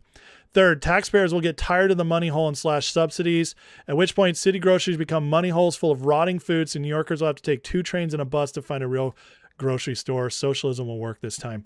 Guys, they're digging their own hole. And, you know, I feel bad for the people of New York who are stupid enough to let this happen. And I'm sorry, it happened on your watch. It's your fault. If you didn't vote or you didn't want this, it's still your fault. Like, you should have woken people up. Get involved. Stop voting blue, you retards. This is what happened. You vote blue long enough, they become socialists. It's your fault. Wake up, New Yorkers, or leave. But the thing here is that the reason I'm glad this is happening in New York is because this will announce to the entire United States that this doesn't work. And that's a good thing. New York is our number one city. It's our biggest city. It gets the most attention. And as all this starts collapsing, you know, these people will be fine long run. They have other places they can run to in America. Somebody will jump in when the opportunity is right and save New York in 5, 10, 15 years, whenever they allow it. It's not going to be bad forever. This is America. Because we're a big country and we have other options. Eventually this will correct course. But they're about to go through 2 to 20 years of hell in New York. And they brought it on themselves. And you know what? It's good for America because it's going to wake us up and wake up. They chose our biggest city to run this experiment. And it's going to wake up a lot of people. So let them have it. And while that's going on, we keep getting more Democrats just exposing who they are. Here's James Talrico in Texas. And guys, this is not good for the Democratic Party as a whole, because this is he's chasing off moderate voters like crazy. I know personally that I've learned as much about my faith from Salman's tradition, from the Islamic mystics, from poets like Rumi, as much as I have from Christian authors and Christian writers. I know personally that This guy claims to be a Christian pastor and just admitted that he learned as much about his faith from Islamic mystics as the Bible, as Christian authors. He doesn't even say the Bible. This guy is such a fraud. This is the kind of stuff that just breaks you. It breaks the moderates off the party. And anybody who thinks that this guy has a snowball's chance of hell's win in Texas needs to wake up. You guys don't know Texas very well, if that's what you think. Texans, even most Texas Democrats, don't like this. Texans, they have hardcore Democrats in some cities. Don't get me wrong. They exist everywhere. But most Texas Democrats are old school Democrats who are moderates, and they won't put up with this. So there's just no way he's going to win. He cannot build the coalition to win in Texas. I'm sorry. And so, and it just keeps getting worse for these Democrat candidates. See, Javier Becerra is running as governor in California. And one of the ways you have an outsider's chance of Hilton winning California, which still I don't believe will happen. But there's an outsider's chance of it. And the reason why is because Becerra record under Biden as DHS is horrific. And now, see, the missing children during Biden's tenure was hidden by the media for a very long time. But now that Becerra is running for governor, it's coming out. And the California Post is now reporting on the horrifying claims about missing migrant kids under his watch. Guys, this is the kind of story that can turn the Hispanics against him. And if they turn the Hispanics against him, Hilton could actually win that election. Here's a whistleblower explaining just how bad it was under Becerra. I'll never forget her name, Grace. Ooh, I was gonna cry. Grace was 5 at the time when I met her, and she reminded me a lot of my daughter. I didn't know why she was crying, so I remember getting on the floor with her, sitting next to her, and asking her what was going on. And her response was, I haven't seen my sister. I miss my sister, and I don't know where she's at. Grace was 5. Older sister was 7. Both of them came together. When we were hired, we were told that the children that were coming in together as family would stay together. They weren't going to separate them. And so I asked where her sister was, and nobody could give me an answer. They said, well, we had to separate them because older children were abusing the younger children. Therefore, Grace hadn't seen her sister in a couple of days, and that's why she was in distress. Knowing that her sister went first, and then Grace left the facility because we didn't have the welfare check. I don't know if that child got to her destination. I don't know if they got to where they needed to go. So it's something that it still messes with you. They did not leave the facility to the sponsor at the same time, and so they were still separated. And you don't know if, at this point in time, they've ever been reconnected. They could have gone to two separate places. Exactly. I mean, this is a low-key story, but it's still horrific. But 380,000 children went missing, folks, under Becerra and under Biden. 380,000. That's the latest number we have. 140,000 have been recovered. Where do you think the other 230,000 that are still out there went? They're probably either dead or in the most horrific conditions you can imagine. That's 250,000 children under the Biden administration trafficked. This is one of the great evils of our time. And it's why I don't give a rip, honestly, about the Epstein crap. I mean, I think it's interesting, and I do hope eventually we see something out of it. But I mean, in comparison, in contrast to this is far more important. And the Trump administration is actually making great gains on this and other stuff. But this story was hidden for a very long time. And now it's starting to come out, and hopefully it's enough to wake up even Californians to the horrors of the governor they could be electing in Becerra, as that's evil. And, it gives us an outside shot. But again, just more and more stuff coming out about the Democrats. The more we learn, the more all their candidates are just horrible.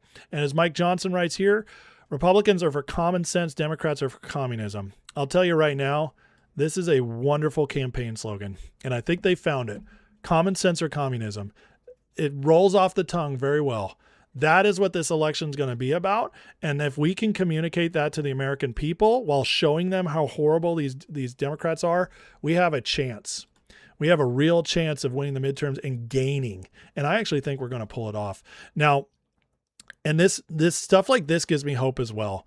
When CNN is reporting bad news for the Democrats, things must be really bad. But you know what? I would argue the biggest red flag that Democrats have, the biggest red flag, look at this. It's apathy, not believing that Democrats can change anything. Because the impacts of Democratic policies on your cost of living, only 41% say help, hurt, or wouldn't change it. The clear majority, nearly 3 in 5, 59%. Guys, that is a huge number, because right now the biggest thing that people want to complain about with the Trump administration is that prices haven't gone down. Well, if the alternative is we think even as Trump's not doing the job, they'll make it worse, guess what? They're not going to vote for you. This is horrific for the Democrats. This should be the issue they're running away with. But it tells me people haven't forgotten. And that's a very, very good thing. By the way, Harry, rocking the stubble. Harry, my favorite New York Jew. You're looking better, Harry. I like it. You're looking like a man, Harry. And but it keeps getting worse for the Democrats as well. Okay, the Democratic Party net favorability. Back in 2018, when Democrats were able to take control of the House, they were actually on the plus side of the ledger. They were actually in positive territory at plus 1 point. Look now in 2026. We're not just talking down there underneath the Potomac. We're talking down there with the Titanic. We're talking 24 points underwater. And this is just the party overall. This isn't the congressional leadership. This is the party. The party. It's just a terrible, terrible, terrible brand. Terrible. I want to almost get my Charles Barkley. Terrible, terrible. I can't even do a Charles Barkley. But the bottom line is it's absolutely terrible. Now, what is the reasons? Why is the Democratic brand so terrible? Well, one reason why the Democratic brand is so terrible at this point in the voters' minds is, take a look at this trend line. Voters saying that Democrats are too liberal. In 1996, it was 42%. In 2013, it was 58%. Now, The clear majority of Americans believe, and the clear majority of voters say that the Democratic Party is too liberal. 57%, they think that the Democratic Party is out of the mainstream, out of the frame, I dare say. My God, this is a massive, massive problem. So, I get it. Polls lie, but trends don't, okay? And the reason why these polls are important, it's a couple things. A, Democrats are reporting them, okay? This is CNN reporting it. They wouldn't do that if they weren't trying to warn their own party. That's number one. Number two, this is the Washington Post reporting this, which means it's skewed to the left. That poll skewed to the left means that this number is actually higher. I would tell you that in honestly, 60 to 65%, maybe 70% of Americans think Democrats are too liberal. That's a fact, folks. And yes, it's anecdotal evidence from my own life, but it's also what the polls say. And yes, again, I get it. Polls lie, but trends don't. Trends don't. And polls usually lie to the left, friends. They lie to the left almost every single time. Even more trusted pollsters who are more accurate, like Rasmussen, still have trouble getting Republicans to answer it. So when it's a left-leaning poll on a left-leaning site and they're giving our network and they're telling us that trouble's there for the Democrats, believe them because they mean it. And it just keeps getting worse. See, half of voters believe welfare spending goes beyond waste, fraud, and abuse. This is a wake-up, friends. This is a wake-up. Most people are turning against welfare. That's a good thing in overall. I think there's some welfare we can do for give a leg up for a limited amount of time to somebody who's really struggling. We're a rich country. We can do it if we do it right, but we haven't been doing it right. And this tells me that the Trump administration's push against fraud is starting to work. It's waking up a lot of people, which is really good. And while that's happening, while the people are starting to wake up to the liberals, the Democrats, the economy is starting to show more promise heading forward. We lost 220,000 manufacturing jobs in the last 2 years of President Biden. Last year in 2025, President Trump stabilized this. And now in the first half of 2026, we've seen the manufacturing jobs go positive. So it dropped severely. We stabilized it. Now it's coming back up. We lost 220. Manufacturing jobs already trending positive. It's only going to ramp up the next couple of years, guys. And Bissett lays it out very well about where we're at right now, which this will counter a lot of the narratives being spun. I've been quoting you a lot because you have spelled out what the president did in the first year of this term and all of the investment money. For example, semiconductor chips and pharmaceuticals and automobile production and, digging out rare earths and becoming energy dominant. What will the economy look like in 99 days? Look, I keep saying we're going to be on the other side of this Iran problem. The underlying economy, Sean, is very, very strong. We're seeing it all across. The consumer remains resilient, and the mainstream media doesn't want to report. All we heard was K economy. It's accelerating for the upper end, deaccelerating for working Americans. Well, you know what? A study came out the other day and shows we're getting a C-shaped economy now, and lower income workers are getting bigger wage increases. The upper end is actually bending down a little. So I think the economy is in great shape. We saw core inflation, so the Xing out mainly energy is at 2.6%. Not that far away from the Fed's target. And everything we're seeing with the investment, we are seeing record amount of investment come in the U.S., and that comes construction jobs first. Notice what he just said. In the first Trump term, it was the first term, I think in 20 years, it might have been 40, where the wage gap decreased. Okay. So in the wage gap, what's the wage gap? It means top earners keep going higher where lower earners grow slower or go down. And so the wage gap increases, right? Well, this is the second time with Trump's policies, he just said the wage gap is starting to decrease again. That's massive. That means we're rebuilding the middle class. And when Bissett says the economy is great, what he means is that what we've built, the foundation is now heading upwards. money's coming in, manufacturing jobs are coming back, inflation is getting lower, energy is getting cheaper. I know we're in the temporary time with the Iran war, but it will go back down.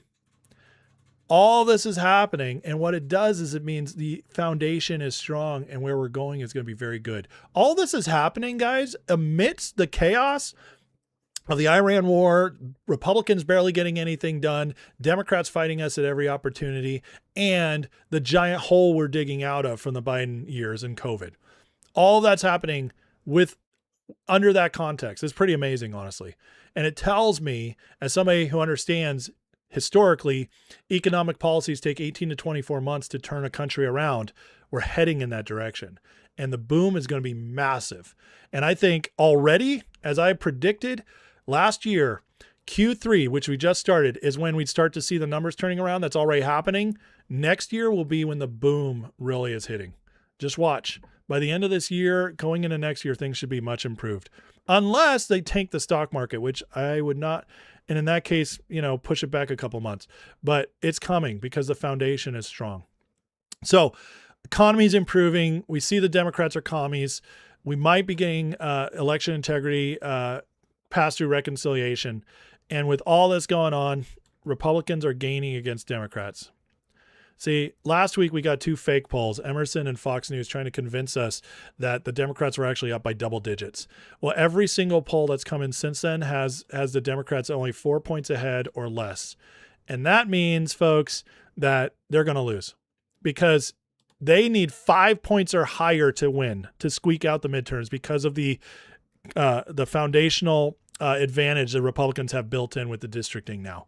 That's what they need, 5 points. And it's not going that way. It's definitely trending in the other direction. They threw in Fox and Emerson to throw off the average, but those were outlier polls, and it just keeps getting worse for them.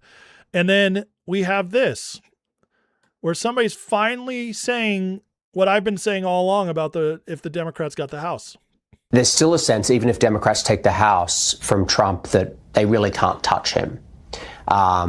And like you said, his family's made a lot of money. He's wealthier than he's ever been. He has immunity conferred by the Supreme Court. And there's no prospect, even if he does get impeached, there's no prospect of a conviction. So he still has a very free hand. And I think Donald Trump's obituary has been written so many times, his political obituary, by so many people. And by this point, if you don't have some humility around that, I think, you're sort of operating in a fairly delusional way. This is someone who has incredible survival capacities, who's able to regenerate himself, and he's still got 2.5 years left as the most powerful man on the planet, with no intention of receding at all. There's still Did you see that woman drop an amen when he said it? I'm telling you, folks, they know. They know if they get at the House. Like, there's all this dooming right now by Rich Barris and the Fagosphere and all the black pillars. Dude, if they win the midterms, it's over. Trump's agenda's done. The Democrats are going to ruin the world. No, they can't do that much, especially not against Trump. It's just not going to happen. It'll slow things down, and that's it. And I've been saying this. I've been shouting it from the rooftop since March of this year when I first started covering the midterms. Guys, that's what's going to happen, okay? But that's if they win. And I don't think they're going to win. But again, the people in the know that are being honest, they know it. They know that they can't stop Trump from doing what he's doing. And it's important. And this is out 60 Minutes Australia. They're not going to play this here because it doesn't play to their narrative. But the honest people know they can't stop Trump even if they win. And that should make everybody feel a little better. You know what also should make you feel better? Kamala Harris is now power rankings #1 for 2028, according to Axios. So funny. Kamala Harris, AOC, Gavin Newsom. Oh my God. Guys, I'm just going to call it right now. We're winning in 28. I'm sorry. I don't mean that as cocky or overconfident, but I mean it as data driven because this is absolutely hilarious that they're going to run her again. As Matt Forney writes, Harris will be the 28th Democratic nominee. Remember, they just moved up South Carolina, so she's got the in. And the sooner you all accept that, the easier it'll be when J.D. Vance or Rubio or DeSantis beats her by 3 to 5 points. She has a black vote when South Carolina, Michigan, and Virginia is the first primary state. She'll gain immediate lead. It's all true. It's all true. They have rigged it already for Kamala. This is the funniest thing I've ever seen. They are so dumb. But it also tells you how desperate they are. They want somebody who they think could possibly win. They've got the wrong lessons from 2024. They want her, but also can fully control. And that person is Kamala, and they don't have anybody else. That tells you how awful the Democrats' bench is. They don't have any leadership in that party. And it's absolutely hilarious. And then, who knows? Maybe she'll be running against Trump. The country, and we're blowing it away this time. We're blowing it away. You're going to see the results very soon. I'm a little bit upset because in 2.5 years, you may have a different president. And that president will be saying how great the economy is doing. Look at all the jobs that he produced. We have more factories being built than at any time in our country's history. They're all going to be opening now. We may have a different president. May. I love it. It's so funny. He's trolling the snot out of them. And you know what? Maybe he's dropping some other hints. Who knows? We'll have to watch and see what happens. But regardless, folks, there's no reason to be blackpilling. We have everything trending in our favor. We're catching them in a year when they should be running away with it. Where they, on the inside, know even if they win, they can't do much. Kamala's coming in 28. And Trump's letting us all know that whether or not he runs for president again or somehow miraculously figures that out, whoever's in charge is going to be having a booming economy, and they are not worried. Trump, unlike Obama, has built the MAGA party for the future. He's doing the work. He's setting it up, and he knows they are in trouble for a long time to come. And honestly, everybody paying attention can see it too. Just as these people are actually honest on 60 Minutes in Australia, let us know. All right, guys, if you like this segment, please hit that like and subscribe. Next, we got a Grifter Report, and I'm going to fly through it because I have a hard out in 25 minutes, so I can do an interview with Blaine. But I do want to recognize you guys in here and anybody who might have tagged me during that segment. Let me go through the chat. I'm actually not seeing much. So I think people tagged me earlier, but now it's gone into the ether of YouTube and disappeared. So I apologize for that, guys. I can't see it. If you had something really good, try tagging me again so I can see it. And then if you want to support the channel, if you really like what I'm doing, folks, you can always hit the like, hit the subscribe, but you can also join the membership. There's a viewer-supported channel. You can go into the chat, click the Patreon link, and try out a free month. See if you like it. Try out the Discord, try out the members' lives, and see if it's worth your time and money to stay in it. You get a free month to try that out. Or you can always send a super chat, which I guarantee you will get read or answered. So thank you for your attention to this matter. DJ says, want to bet California is turning red if SAVE Act gets passed? I don't think it'd be far off. I really do. I know California very well. Spent most of my life there. It is a mostly red state.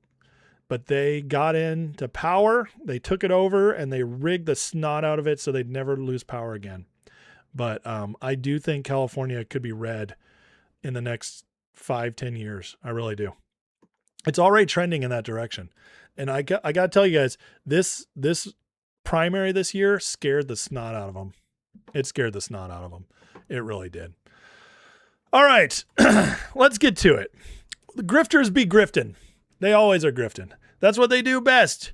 And so on today's Grifter Report, we're just going to go through no big bombs this right now. No big, super big interviews. Tucker, Sean, Tucker, Candace, they all were a little quiet. But the grifters never stop grifting. And so we gotta play a little catch up with them and where they're at right now and seeing what they're doing. Because you know what, guys? It's always important to know where these people are. And what they're doing, because they are telling you what the psyops are going to be. They are telling you what they're trying to push. And then they're also exposing themselves, as Massey does right here, where Massey is now again joining Democrats to sue White House over the Iran war. This guy is the biggest freaking fraud. And it drives me nuts when people defend him. Even people like Tim Pool who are like, well, I disagree with him, but he's a great guy. You're not a great guy if all you ever do is undercut the one person making strides and getting our nation back. It's insane. It's stupid. And you tell us who you are when you always join with the people who hate our country and who are commies. You tell us who you are, Massey. And Massey continues to do this. And this is his big push. Now that he's been primaried out and he won't be coming back, his grift is try to stop Trump at every single opportunity. And, but we can see it. We can see it. But Massey, for all his faults, he's not the craziest one out there. We're getting some crazy stuff here, folks. Owen Benjamin, who most of you probably don't know who he is. He used to be in Hollywood, and now he's a huge influencer on X. He's like one of the truther ones. Like, oh, I know what's really going on behind the scenes, guys. And he just threw this out about Charlie Kirk. This might sound crazy, but the whole why won't they say where Charlie's buried thing could be a lot darker than people imagine. They ritualistically eat people, especially their enemies. They say it gives them power. That's why the bread and wine thing infuriated them. Flesh and blood was always the move. Obviously, I don't know, but I think the most likely outcome is his body was eaten by America's trusted allies. Well, there you go, folks. This is what Candace Owens has wrought. Candace Owens and her ilk have brought about. We're now at the full point where apparently they ate Charlie Kirk's body. That's where we're going. That's where we're going. That's how insane this is getting. And while that's happening, Candace is just outwardly letting you know you can fund her to cover her lawsuits, but actually you might just be funding her businesses. Friendly reminder, when Candace is begging her fans for money to cover the lawsuits she created, the money can be taken by her husband. Read the fine print, people. Here is Candace's help support me, even though my husband is heir to a $250 million fortune. Please help me pay my bills. Don't help that grandma over there who needs a new car and can't pay her bills. Don't help that poor family that just lost their father.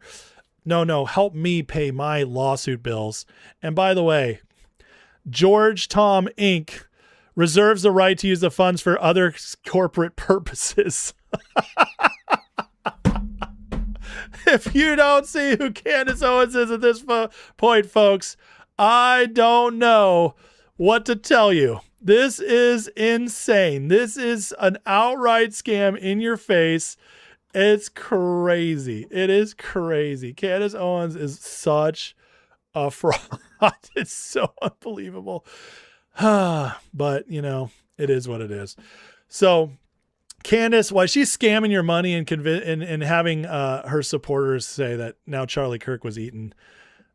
Dave Smith, he just tweeted this out, and I wanted to show you guys this because this is the perfect example of how they run their psyops, okay? Because Dave frames this in a very interesting way. Remember, they hide their lies, they hide their psyops within truth, so you trust them. And he says the people who knew Russiagate was a scam were right. True. People who oppose lockdowns and mandates were right. True. People who oppose funding Ukraine was right. True. People who oppose funding Israel were right. It depends on how you look at that. People who didn't want to invade Iran were right. Now, here's the lie.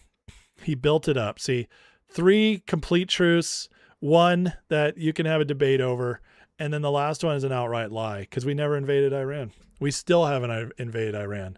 But do you see how they do it? This is such a beautiful tweet because it shows you exactly how they psyop you. Build trust, and your brain goes, true, guess true, and must be true. Okay, yeah, he's right. That's how they do it. That's exactly the grift right there. And that's why I wanted to share this tweet because it is such a perfect example. So you guys understand how psyops work. Build the trust, throw in the nonsense, and then get the people. Because your brain naturally wants to use as little energy as possible. You have to work to look through stuff. You have to slow down. And most people don't do it. And so when you get somebody like this, you're like, Dave Smith's funny. I saw him on Rogan. And he tweets something like this. You say, oh my God, you're right. Without thinking. And so that's how That's how they do it, folks. That's how Alex Jones does it as he throws out stuff like this. Everybody doesn't want to draft. Marjorie Taylor Greene was pushing this nonsense yesterday. Here's the latest. We now know this is one of the latest psyops going on because Alex Jones now has followed it up with Trump admin gives vendors under 3 weeks to create computer simulation models for military draft. Oh, man. You know what this is? This is a whole nothing story. Complete nothing. Because of course you would do this every single time you're at war. Every president would do this. It doesn't mean anything. It means you're preparing for every single possibility no matter what. But when you put this out here after Marjorie Taylor Greene saying, don't draft our boys, the lie is just the fact you're pushing this story out there without context. Because now you got everybody scared there's going to be a draft. Why are they pushing this? Because nobody wants a draft. And as Alex follows it up, this is the worst news ever. Is it really? Would the worst news be that, the middle of the country was hit with a nuclear bomb? Would the worst news be that 380,000 children were trafficked by the Biden administration? Would that be the worst news ever, Alex? No, but, there's a study going on that there's going to be a military draft. What would happen if we did it? That's the worst news ever? I can't with these people. It's so easy and obvious. But again, why do they push this stuff? Because they're all total frauds. And then, Laura Loomer right now is in Ukraine. And she's really pushing the fight against Russia. Guys, I've told you many times, there's stuff Laura puts out that I like. And she's had some great stories. But there's also stuff like this that is actually very concerning. And there's times when Laura just says stuff that is just like nonsense. Well, now we're finding out Ukrainian oligarch Akhmetev has paid Laura Loomer for some stuff.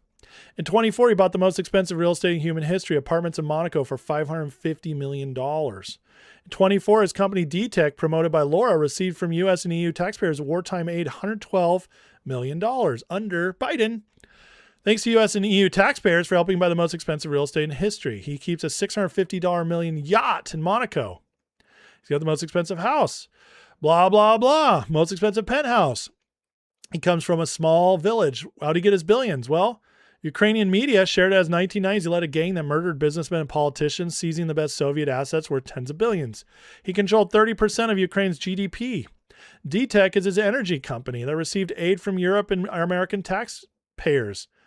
But Laura won't tell you this, but Akhmetev pays well. I'm sure he does. Here's the D-Tech group owned by Akhmetev.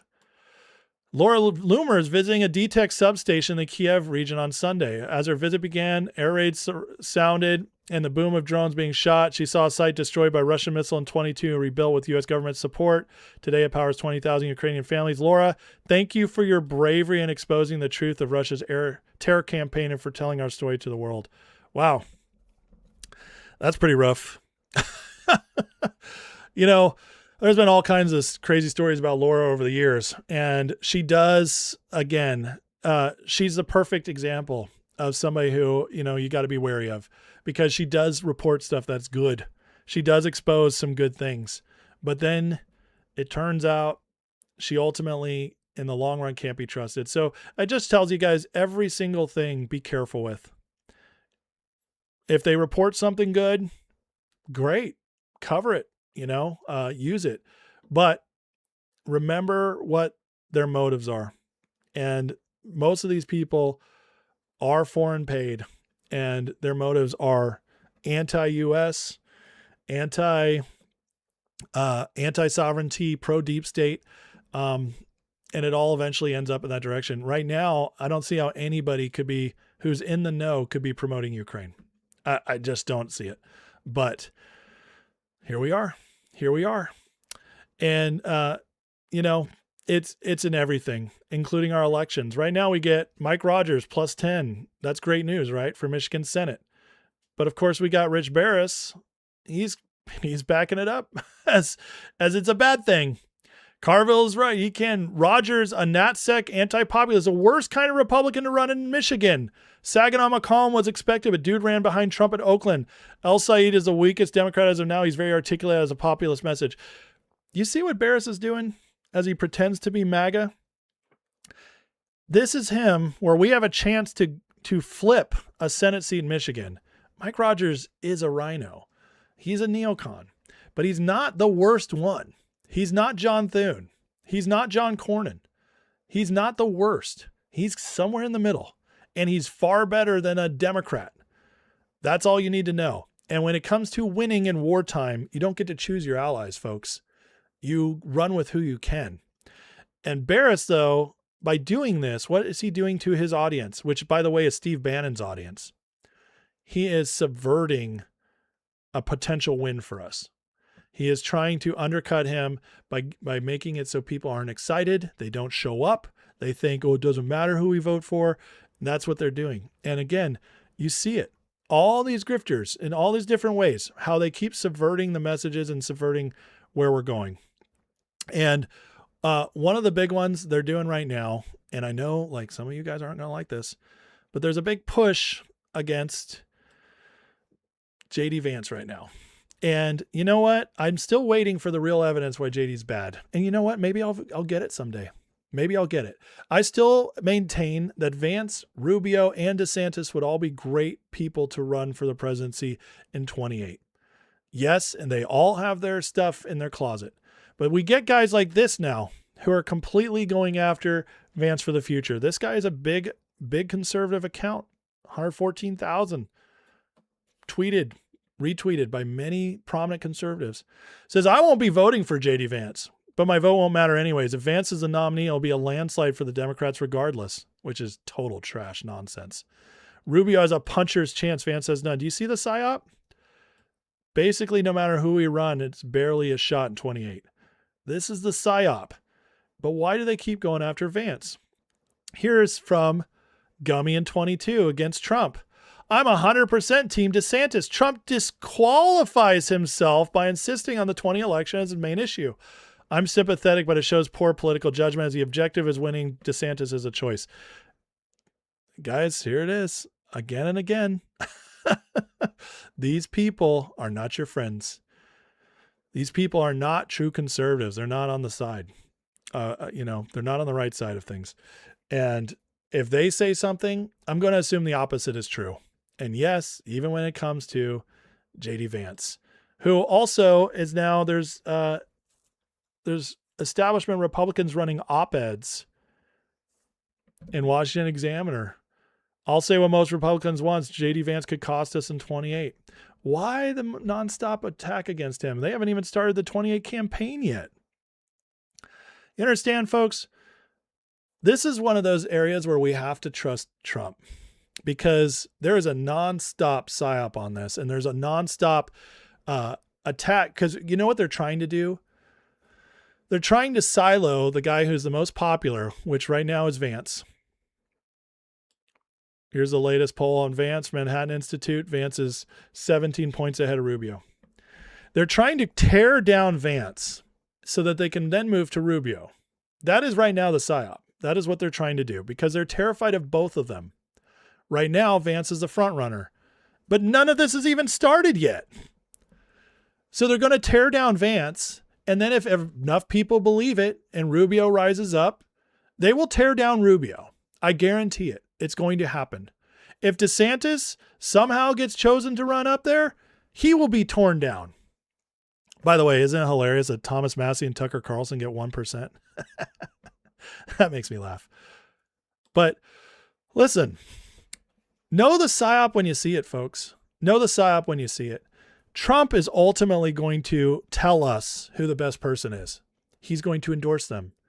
I have a feeling it's going to be Vance, but I also think Trump he's letting them play it out. It could very well be Rubio. If it's going to be a dark horse, we don't know who that dark horse is going to be. It would shock me. Trump will never endorse DeSantis unless DeSantis just cleans up the primaries because DeSantis betrayed him. Trump, I'd be shocked if he came back around. But I also think DeSantis knows where he's sitting right now. It's these two guys to lose unless Trump brings us somebody else. But in the meantime, recognize a psyop when you see one. Regardless of how you feel about Vance, there's a reason he's being attacked by the worst people. So, consider that. Regardless of how you feel about Rubio, understand Rubio right now is getting all the praise because he's not getting any bullets. Nobody's going after him right now because Trump and Vance are in front of him. Understand that, and it'll help you understand why it seems like Rubio is batting 1,000 right now. There will come attacks. There will come plenty of people bringing all this stuff up. For 28, we have one option. If we want MAGA to continue, if we want to win, if we want to see our country continue on the foundation Trump is laying right now as he's defeating the deep state and rebuilding our nation, if you want to continue on that, we have one option, and it's to trust who Trump trusts. And you're going to have to lay aside your feelings on that. You're going to have to lay aside because if you think you know better, that's part of the psyop, that somehow these people all know better than Trump. They all want you to believe it. This guy wants you to believe it. Rich Barris wants you to believe it. Alex Jones wants you to believe it. Tucker Carlson. That's the big psyop, that the guy who's actually changing our country, moving us forward, giving us the best presidency of our lifetimes, and actually maybe setting America back on course, the one man doing all of that is somehow an idiot and doesn't know what to do in the future and is somehow setting us up for failure. That's what they want you to believe. And so we all have an option right now to fight through the psyops, to fight through the bad narratives, to fight through the retardedness of our political system. We really have one person we can trust moving forward, and that's Trump. And then Trump's going to tell us who we can trust after that. And that's going to be our options, folks. That's going to be our option. So you're going to have to, deal with that and put in your pipe and smoke it. So next year, towards the end of 27, going into 28, when Trump is ready to endorse, if it's Vance, if it's Rubio, if it's DeSantis, if it's somebody we don't even know, it's our job to trust Trump and coalesce behind that person. And so once, and that's when we'll ultimately know. That's when we'll ultimately know. In the meantime, we'll keep calling out all the psyops that we definitely can see, like Charlie Kirk was eaten. Just as soon as you see this from a person, I think it's fair to say you never can trust them again. And on that note, I hope you guys have a great day. Thank you. If you enjoyed this segment, please hit that like, hit that subscribe. Let me, I speak for you with a $10 super chat. Thank you, friend. Says the DNC is broke. Kamala have to pull out her knee pads. Very true. Very true. But thank you guys all for watching. Again, hit that like, hit that subscribe. Let me see if anybody tagged me in anything. Violence says, and someone else gets 2%, twice as many people. I don't know. Not these guys as support Massey. Oh, are you talking about this poll right here? Isn't that hilarious? Yeah. Ted Cruz, 2%. These are very funny. The polls tell us a lot. You can't completely trust them, but again, you can trust the trends. So anyways, on that note, guys, I do have is today Tolerate a Troll Day, Americanites? Never. Is there a troll? I missed them if they are. Hit the like, hit the subscribe, guys. Let's say a prayer to get out of here, and then we'll get out of here. DJ says, I meant California will turn red this year if if we pass the SAFE Act. Interesting. Now that would be a fascinating thing to see, wouldn't it? Guys, I have an interview with Blaine Holton. Rich does politics, so I got to get out of here, but let's pray, and I'll see you guys again tomorrow at noon. So, Heavenly Father, thank you for today. God bless everybody here. Thank you, Lord, for their support. Thank you for their friendships with a lot of them. And I just pray you bless each and every one of them watching today, Father. Bless our president, bless our country, protect our president, everybody working with him, Father. Pray that exposure continues to spread and happen. Pray that, God, we see miracles happen in and around the midterms. Miracles happen in more exposure and winning, turning our economy around, all of that. And I just thank you, God, that we're even here, that we even have hope for the future, that we can keep fighting, and that, God, the future can be bright if we stick on it and don't give up, because things are turning in the right direction. I thank you for that, Father. Help us, God, do what we can to leave a better country to our kids, grandkids, and great-grandkids. In Jesus' name we pray. Amen. All right, folks. Bless you all. Have a wonderful day. I will see you all tomorrow, noon Eastern, 9 a.m. Western. And God bless y'all. See you soon.